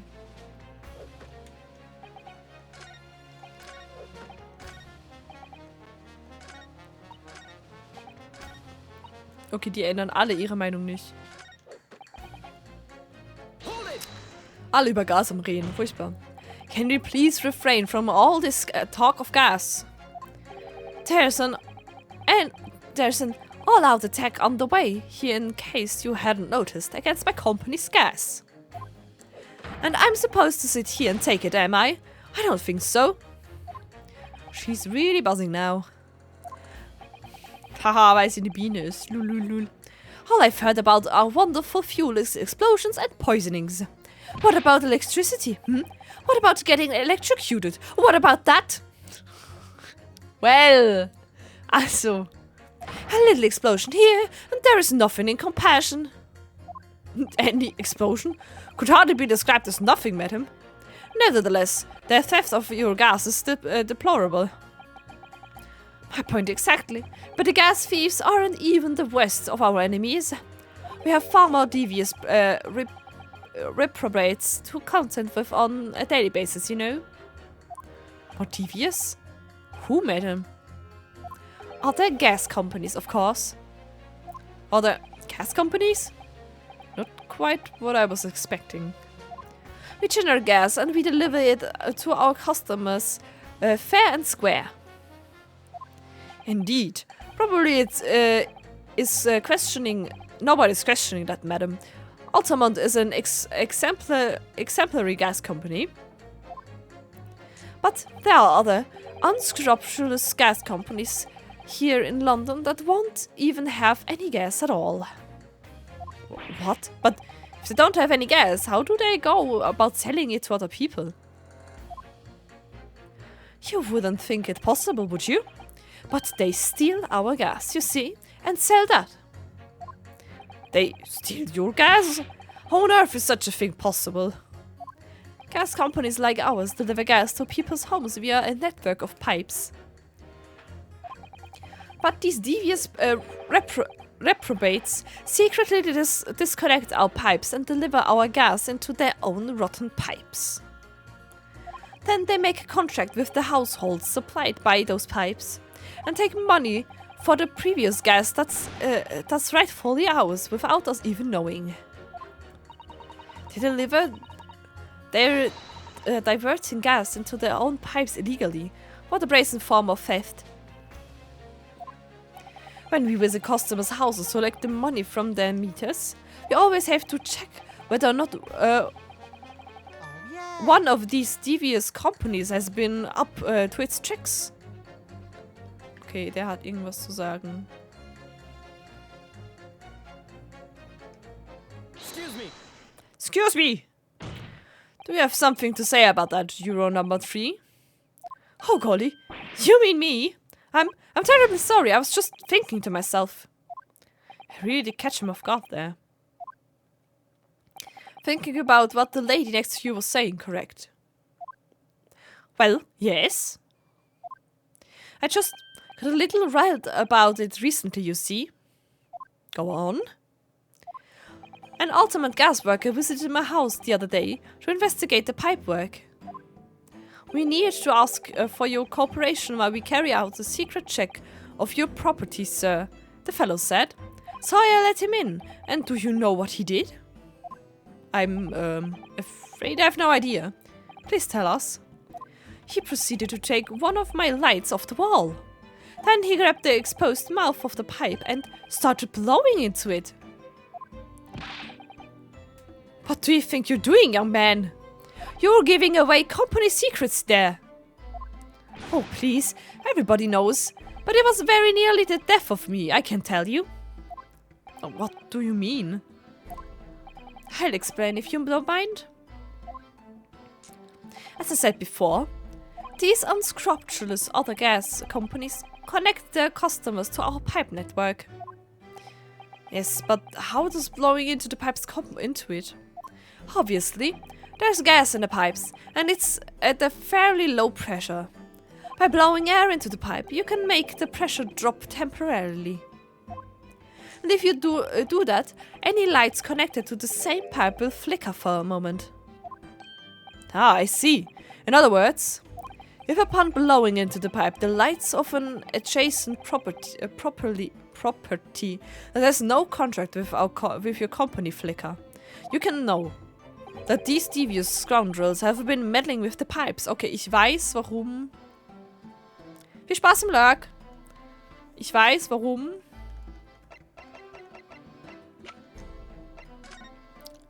Dass wieder Handabdrücke sind.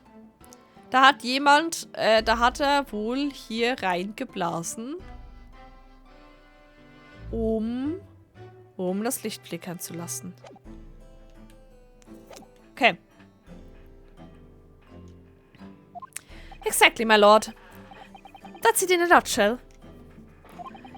It's the reason why we have a team of workers going around the neighborhoods to investigate which lights flicker. The trouble is, the particular worker who came to my house didn't know the strength of his own breath. He blew into the pipe with all his might, and you can guess what happened, can't you? Well, if you blew that hard, then... Wait, you mean... That's right. The lights didn't just flicker, they went out. Along with the stuff, gas started pouring into the house. What a disaster. The gas supply must have been interrupted briefly because the man blew too hard. So the flames went out. I'm afraid delayed. I yelled at the fellow. Are you trying to kill us all? I said. So by disconnecting the lamp and blowing into the exposed gas pipe, it's possible to extinguish lamps and stoves connected to the same network of pipes. And then, when the gas starts flowing again, it just silently seeps into the room. Mr. Naruhodo, I think perhaps... Yes, this is almost certainly the clue that we've been hoping for. Juror number 3. The defense requests that you amend your statement to include that information. Oh, well, if you like, I don't mind. Well, I do. That's our company's secret method of identifying the rogues. Like I said, madam, it's widely known already. Very well, juror number 3. You will amend your statement accordingly. Yes, my lord, although I'm not really sure what the point of all this is. You take everything in the house and then you... We're in real trouble.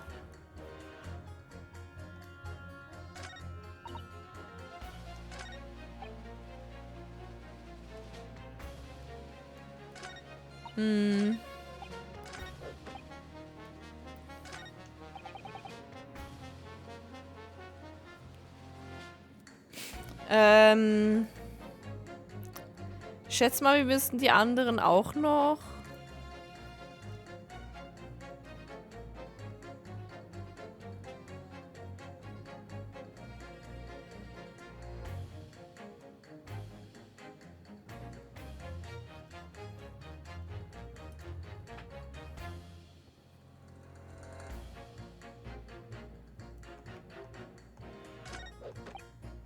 Also wir haben ein Update. Ich weiß nicht, ob ich ein zweites Update brauche.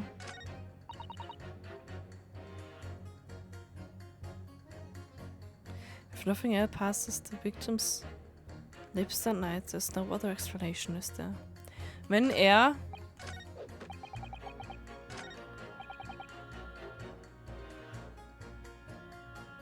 Wenn er in die Gaspipe geblasen hat.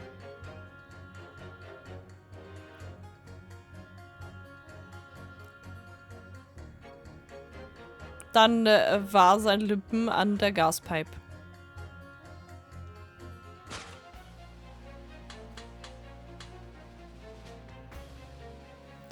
If nothing else passes the victim's lips that night, there is no other explanation. Is the blow too hard into the gas pipe, you extinguish everything in the house, and then you're in real trouble.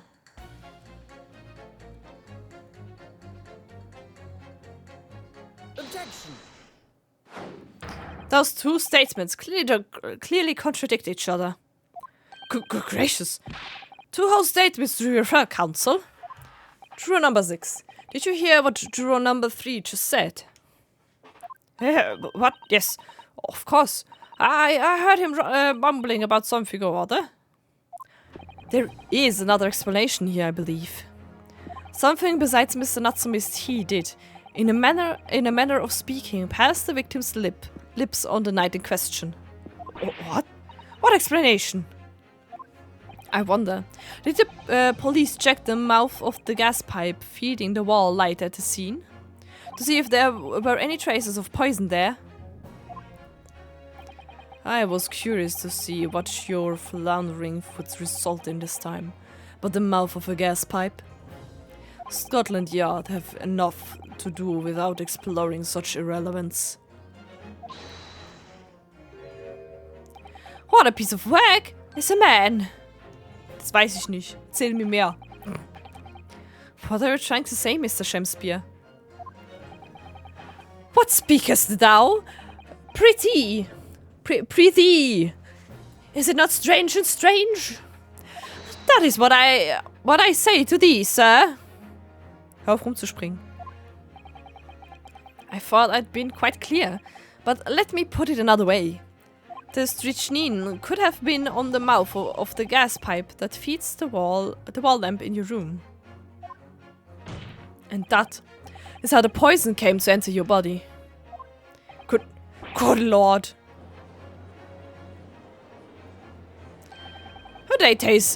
Are they tasty then, gas pipes? Is that what he's saying? Or is the gentleman suggesting that the poor man was so desperately hungry he tried to fill his belly with gas? Perhaps no actress would perform a kiss scene with him, hmm? For shame, madam. Speaking thy fancy. I assure you, I'm not such a buffoon that I have to kiss pipes. Ich mag Buffoon. Buffoon ist so ein gutes Wort. Buffoon! Objection. Oh.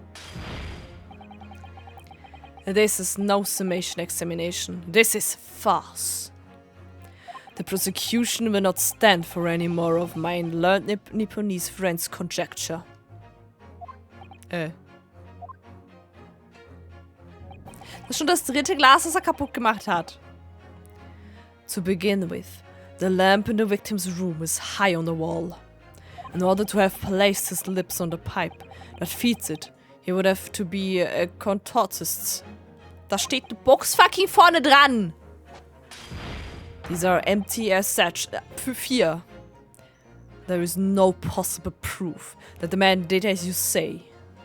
Stimmt nicht. It's true, I have no proof that Mr. Shakespeare put his lips to the pipe. However, I can say with some certainty that on multiple occasions, Mr. Shakespeare has been doing something in front of that lamp on his wall. Pock. And I have evidence to prove it. Haha, weil wir modern sind, haben wir Fingerabdrücke. Huhu. Alright, you've got our attention, lad. I'd like to see how you can be so sure of yourself. So would I. Let's see this evidence then. Now that I've got the jury's ear, I need to make this opportunity count. This is the proof that time and time again, Mr. Shakespeare stood in front of his gas lamp.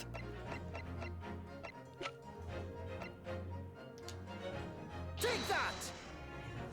Oh, what the hell? Ich meine, these are, wait, what are they called? Yes, skin prints that were found at the scene. Skin print?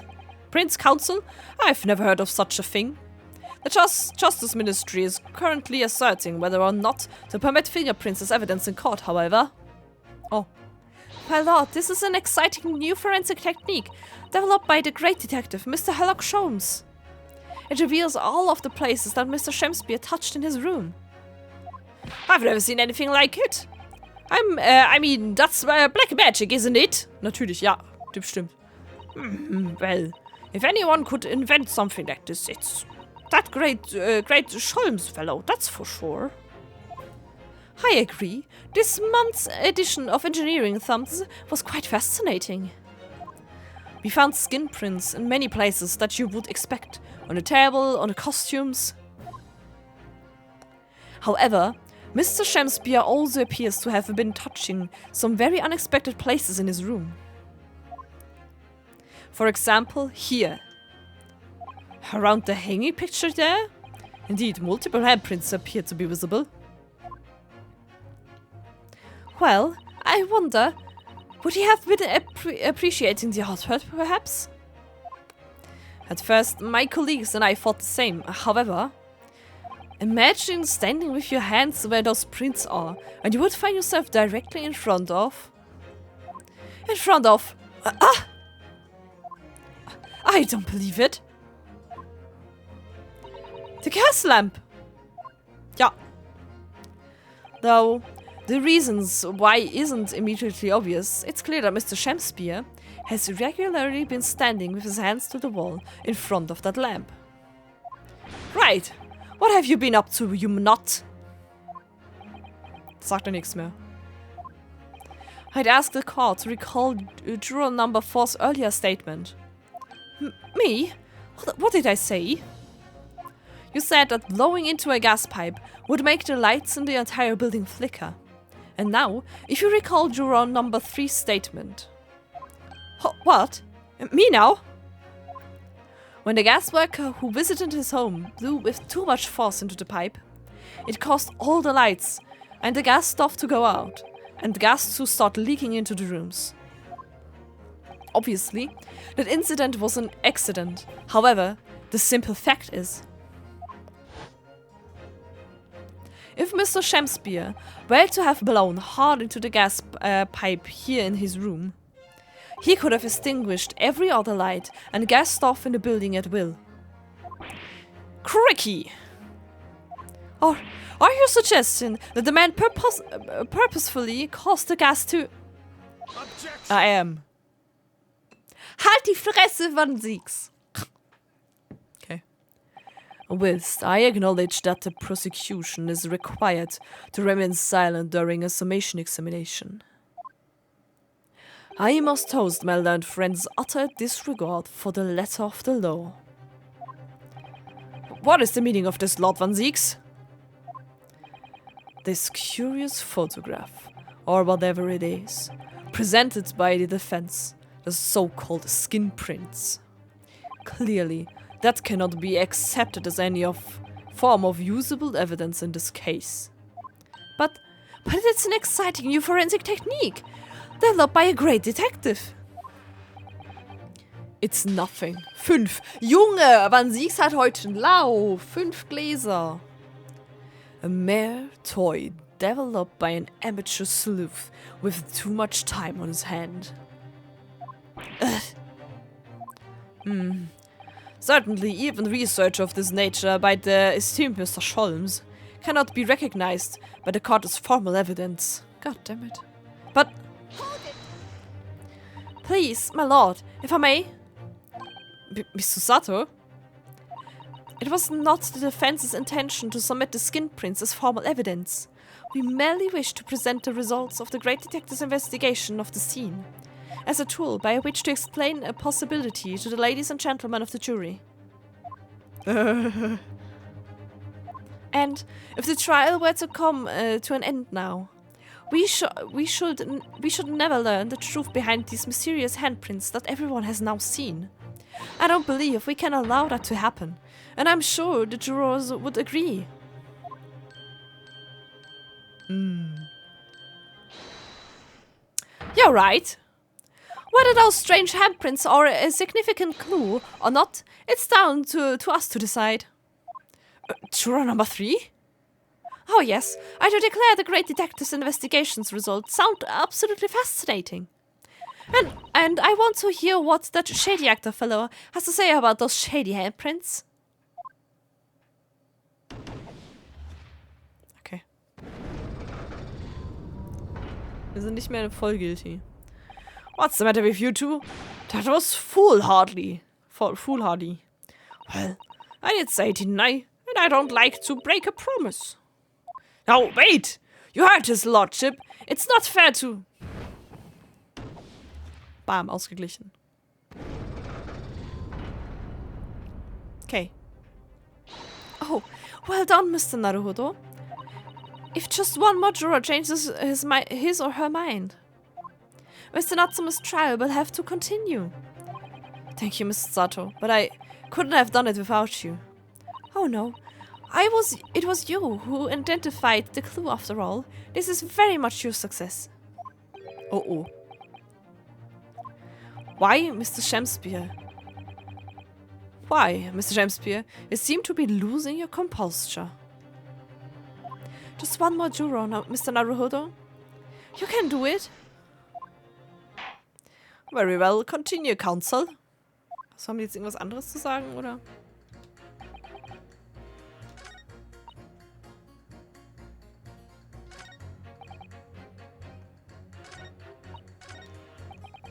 Okay, also die mit denen. Decide if the evidence were for considering or us. Not us. Us, the jury.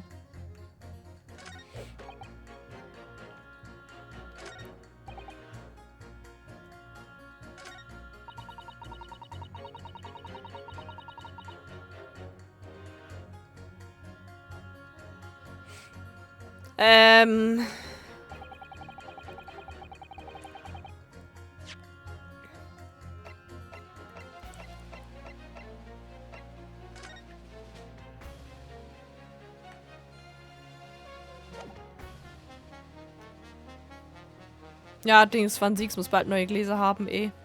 Jetzt wie wieder der kaputt gemacht hat.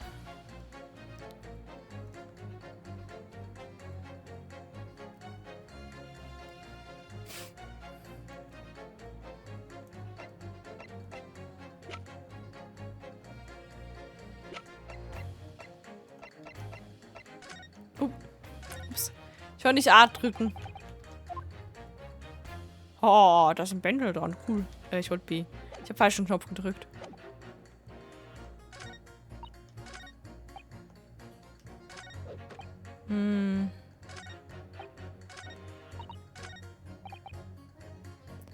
All the testimony defendant must be logically be guilty.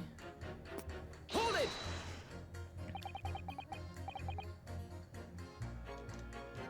Seid immer das Gleiche? There's no room for doubt. This is pointing at a Japanese man with the big mustache.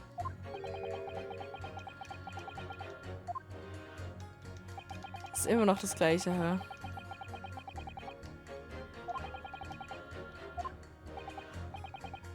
Ah, ja, da, hier wird's anders. Ups, sorry. But the defense just demonstrated another possible explanation for the events on the night in question. What do you make of that? What? Your so-called skin prints? It's an exciting new forensic investigation technique, developed by the great detective himself. The numerous handprints on the wall are clearly out of the ordinary. And if Mr. Shakespeare had indeed put his mouth to the gas pipe on the night in question, it can't be denied that there's a possibility that's where the poison was. Well, yes, I won't deny that it's playing on my mind. But as the prosecution rightly says, we should pay no heed to unacceptable forms of evidence. And besides... Yes? Habe ich irgendwas anderes, was...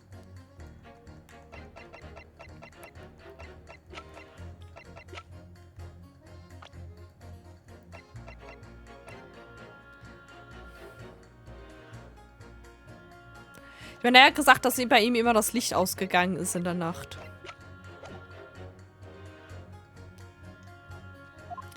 Even if the fellow has been up to some mischief with the gas pipe dozens of times before, it doesn't mean he got up to the same shenanigans on the night in question. Hat das nicht zu Seki gesagt?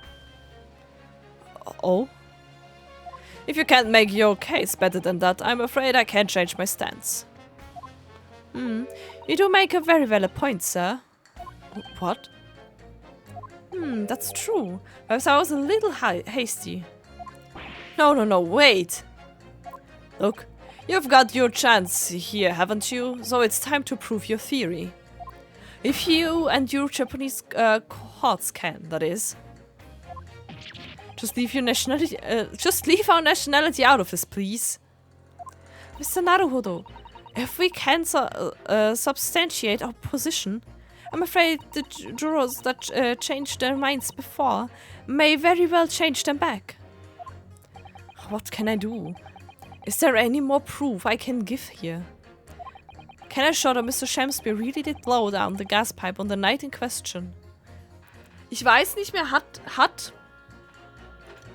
Natsume gesagt, es war diese Woche? Diese Nacht? Hallo Einhorn, ja? Hello! Hat er gesagt, dass es... Das ist das Problem, wenn du so lange nicht spielst. Hat er gesagt, dass es in der Nacht auch ausgegangen ist, das Licht? Glaubst du?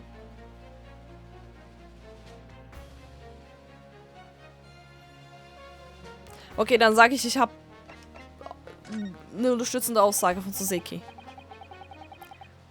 No, in truth I don't have evidence to support my theory. However, there is witness testimony that substantiates it. What's that? Testimony? This is incredible! Whose testimony? Die Leute. Yes, it's all connected. Everything's linked. A person whose testimony revealed details about the gas and in the Gary Depth's residence that night, namely... Ich hoffe, das ist richtig. Obviously, I'm talking about the defendant, Mr. Soseki Natsume himself. The defendant? At the very beginning of the proceedings here in court yesterday, Mr. Natsume said the following. Okay, gut. Ja, gestern. Gestern vor einem Jahr. Ich habe das Spiel seit einem Jahr nicht angefasst. Gestern vor einem Jahr. Ja. Ja. Gestern vor einem Jahr. Ups. War es gestern? War es vor einem Jahr? Also, es war vor einem Jahr. Ups.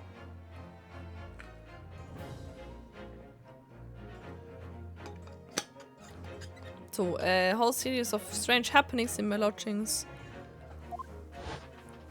Even on that fateful night it happened. When I returned home to Shakespeare's room, I lit my gas stove and climbed into bed, but before long, the stove went out. And somebody tried to kill me. On the night in question, the gas in the defendant's room went out. So I asked the court, was that a mere coincidence or not? Oh, golly! So, that Shakespeare fellow blew air into the gas pipe to make the man's stuff go out on purpose? Now what your horse is there? What would he do that for? Weil in den Raum will. Mr. Foreman. What is it, man? We cannot allow judgment to be passed with disturbed remains. It's true that I don't have conclusive evidence yet, however. You must surely agree there is more to this case than meets the eye. Okay. Und der Juror Nummer 1 stirbt. Ich meine. Fair enough. Like I said at the outset, I am a man of logic, first and foremost. Ja, wir dürfen weitermachen. Yay, we didn't read it. Wir dürfen weitermachen mit unserem Fall. Hui! Das four jurors leaning towards not guilty, my lord. We've overturned the decision. Therefore, the defense calls for the trial to continue. Blah blah blah blah blah blah blah blah blah blah blah. As the defense has rightfully indicated, the summation examination has concluded with a majority of jurors altering their decisions. 2 jury members now call guilty, 4 now call not guilty. Therefore, the jury's opinion is conflicted and, in accordance with the law of this land, I hereby order the continuation of this trial. Okay, also ich glaube, das, was ich als Theorie aufgestellt habe, klingt nicht so falsch, ne? Jetzt müssen wir nur noch rausfinden, wie genau und wie wir das beweisen können, weil das habe ich noch gar keine Ahnung von. Ich hoffe, wir kriegen noch mehr Beweise, maybe. Mr. William Shakespeare. My lord, how can thy humble Shakespeare serve thee? So furchtbar zu lesen. What say you in response to the various revelations made during the summation examination? So God meant me. I do solemnly swear. I recall aught of either the lamp or the pipe. Ja, okay, fairly ignorance is okay. Ai. But your handprints have made a tiny mess all over the wall there. How'd you explain that, eh? Nein! Warum tust du das? Sieg's! 5 Gläser und eine Flasche. God damn it. I am done with this. The dignity of this great courtroom has been solid enough already. Juror number 5. Who? Me? As I went to some pains to point out already, a print from the self-professed detective's toy has no place in a British court of law. As such, whether or not this man did indeed stand before the gas lamp with his hands against the wall remains, at this time, unestablished conjecture. You would all do well to remember that. God damn it. Objection. But the prosecution must concede that it would be extremely simple to verify. Just order the mouth of the gas pipe feeding that lamp in Mr. Shakespeare's room to be examined. If there are traces of poison there. Objection. Natürlich wäre er nicht. What appears to be extremely simple in my Nipponese friend's mind. You will recall that in order to check for the presence of poison in the tea, some remnants of tea were required. Yes.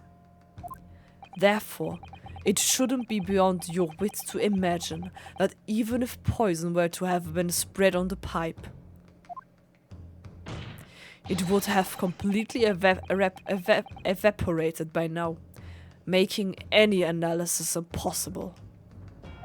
Ja, das ist jetzt doof. I didn't think of that. God damn it. In any case, Counsel, I fail to see what could possibly have motivated a man to do as you described.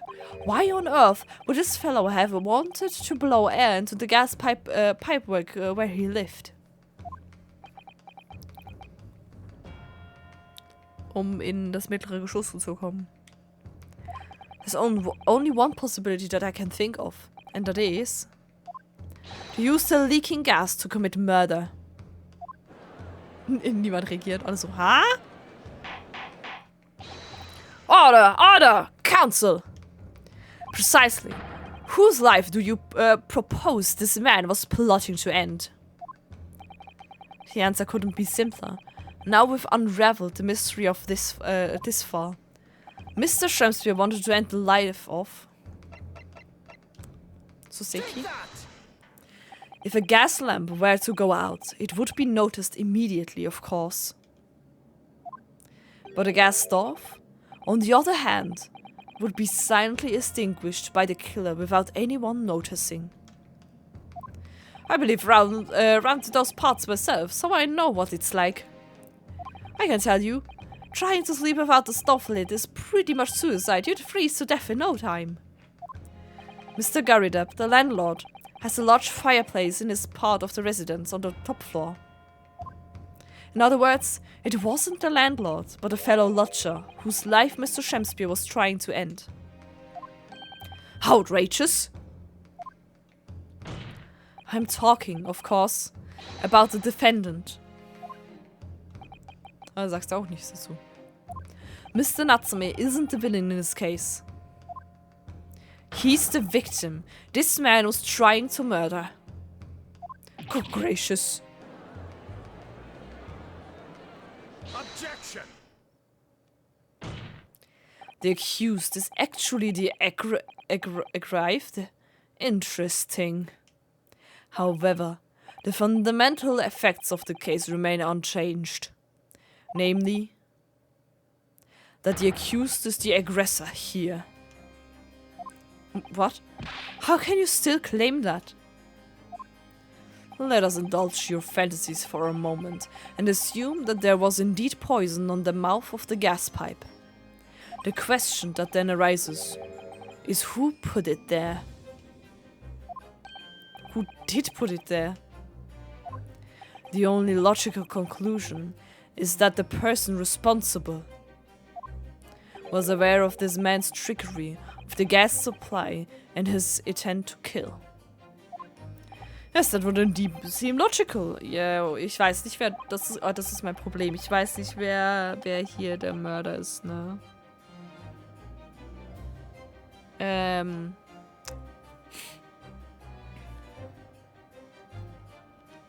Oder er hat's nur gespielt. Er ist ein Schauspieler. Oder er hat's nur gespielt. If the assailant were unaware, how would he or she have known to lace the end of the gas pipe with poison? So now we must ask, how could anyone have known of Mr. Shramspeare's murderous designs? You mean to suggest? Naturally, the sole possible answer to this question couldn't be more obvious. Only the man whose life was being threatened could possibly have known. What? In other words, the person who put the poison on the gas pipe in what was a clear retaliatory attack, can only have been the accused, Mr. Soseki Natsume. Ja, das ist jetzt doof. Whatever Mr. William Shakespeare may or may not have contrived to do, he was nevertheless the victim of a potentially lethal poison attack. And the only person who would possibly have perpetrated that attack is the accused Mr. Natsume.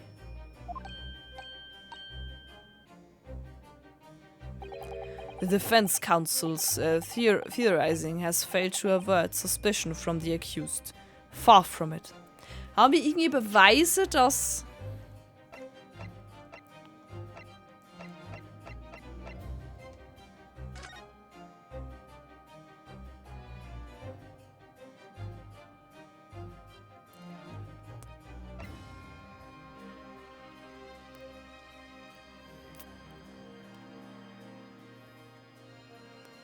Wir haben eigentlich keine Beweise, dass er überhaupt vergiftet wurde.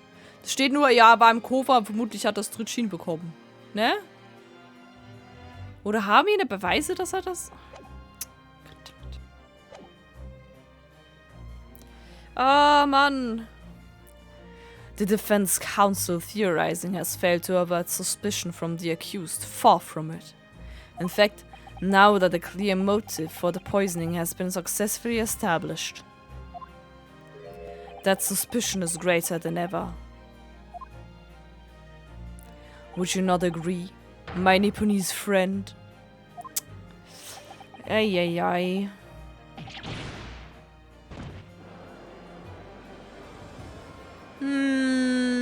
What to do, what to do?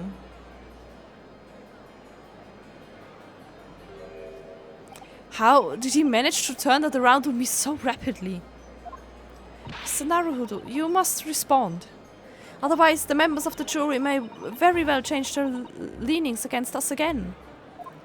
And this may be our last chance to gain the advantage.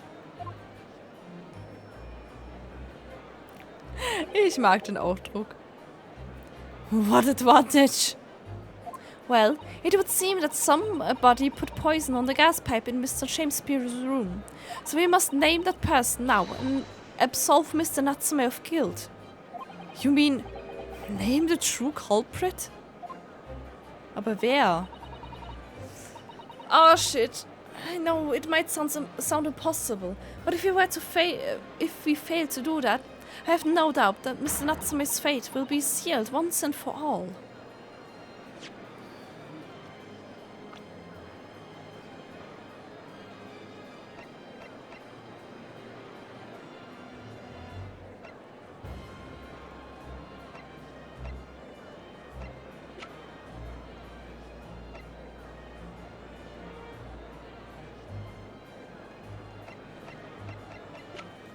Ah, das ist blöd. Oh Mann.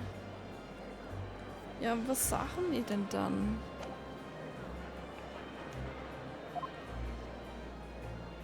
As it happens, one possible culprit does come to mind. The evidence, the poison. It's all pointing to a particular person now. No, it doesn't.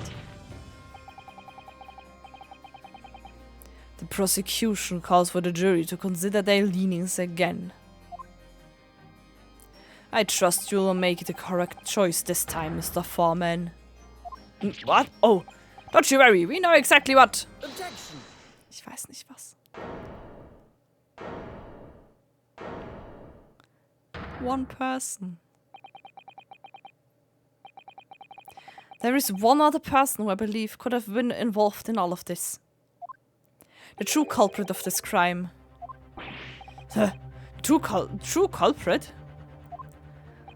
A term found only in second-rate novels featuring third-rate great detectives, my Nipponese friend. But why not? This farce has gone on for so long already. I see no reason to cut it short before its disappointing climax. Ich weiß nicht wer! Ist Shakespeare. Thank you. Tell us, my learned Nipponese friend, what is your latest theory?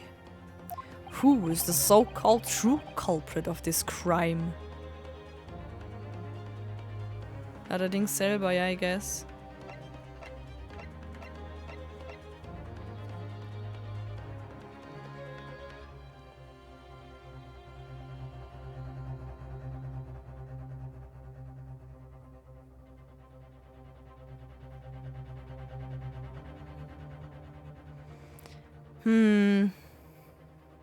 Garrett war nicht in der Wohnung, ne? Im Zimmer.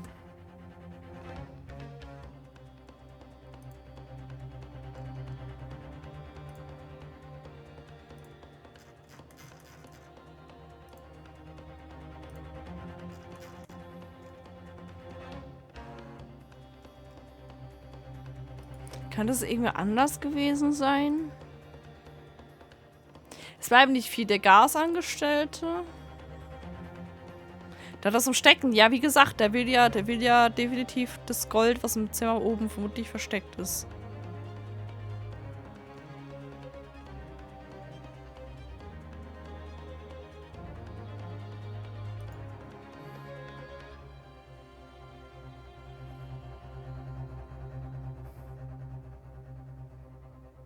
Andererseits.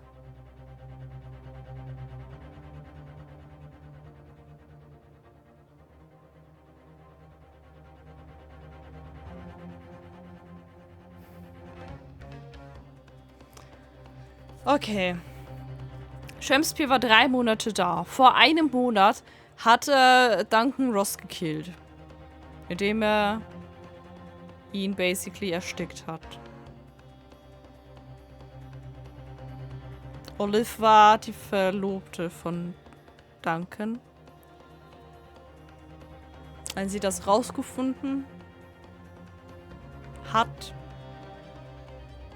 Ich weiß nicht, war sie bei dem Treffen? Kam sie vom Treffen zurück oder war sie auf dem Weg zum Treffen? Wenn sie auf dem Weg zurück war, dann hätte sie ja wissen müssen,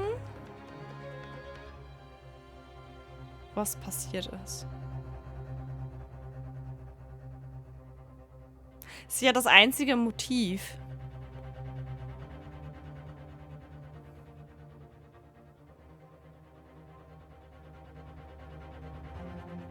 Also es ist mega fies, wenn ich jetzt sage, dass sie schuld ist, aber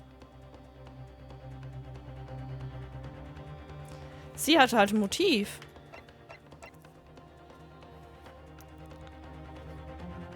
Sie hatte am meisten ein Motiv. Weil ihr Verlobter gekillt wurde. Durch Erstickung.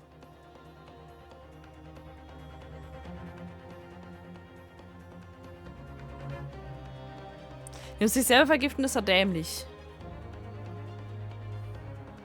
Vor allem so ein bisschen bedenken, was für ein Zeitalter das ist. Die Leute können, da hätte nicht gewusst können, ob er das überlegt oder nicht.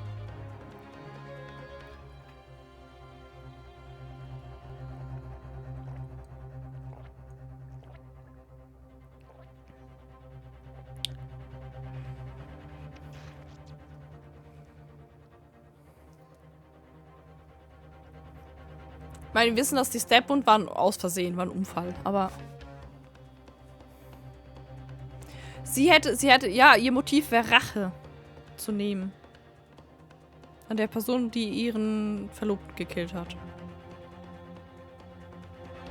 Ein anderes Motiv sehe ich nicht.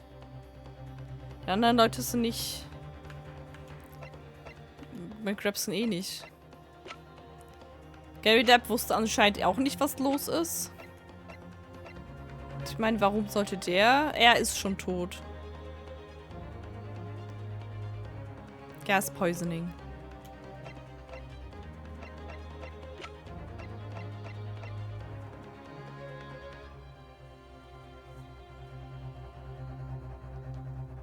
Take that!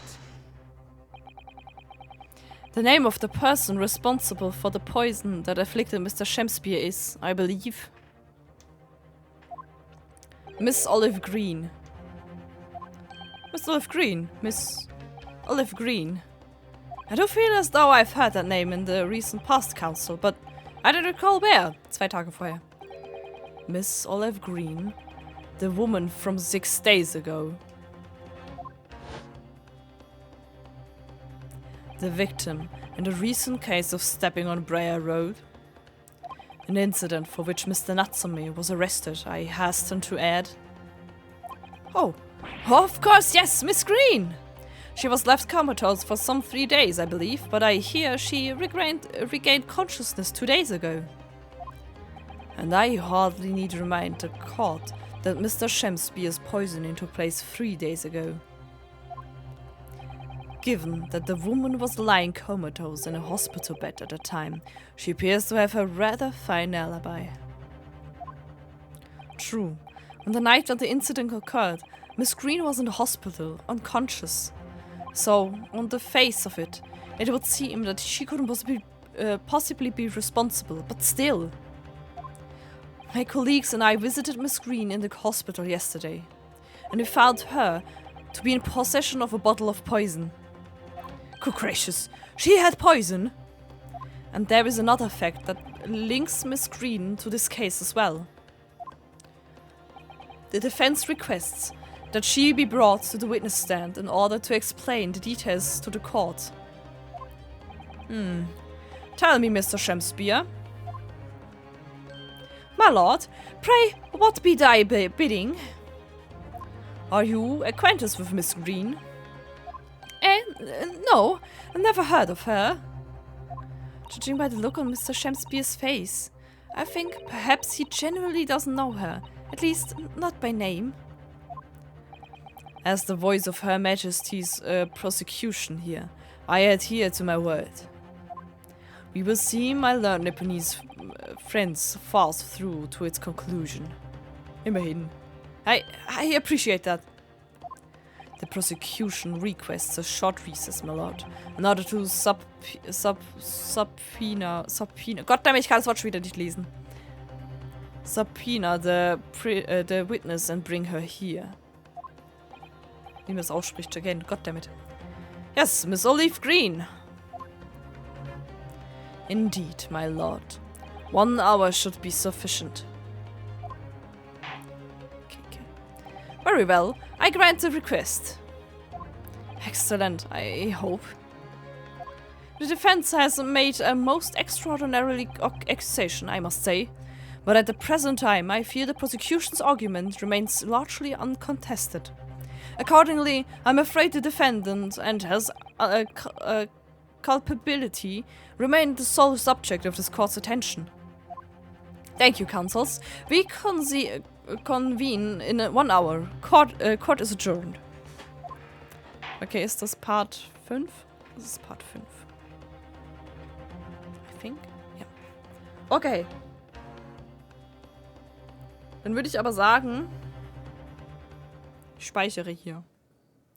Also, tue ich eh. Aber, you know,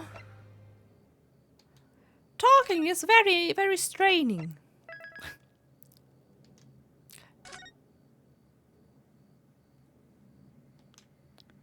So.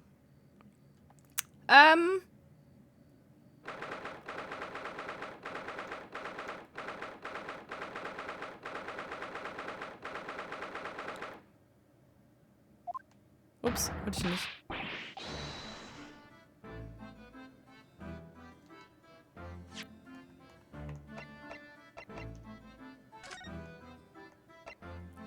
Yes. So, ich mach noch. Wir haben jetzt 3 Stunden. Ich mach noch ein bisschen Final Fantasy 14, einfach so ein bisschen zum Chillen. So viel lesen.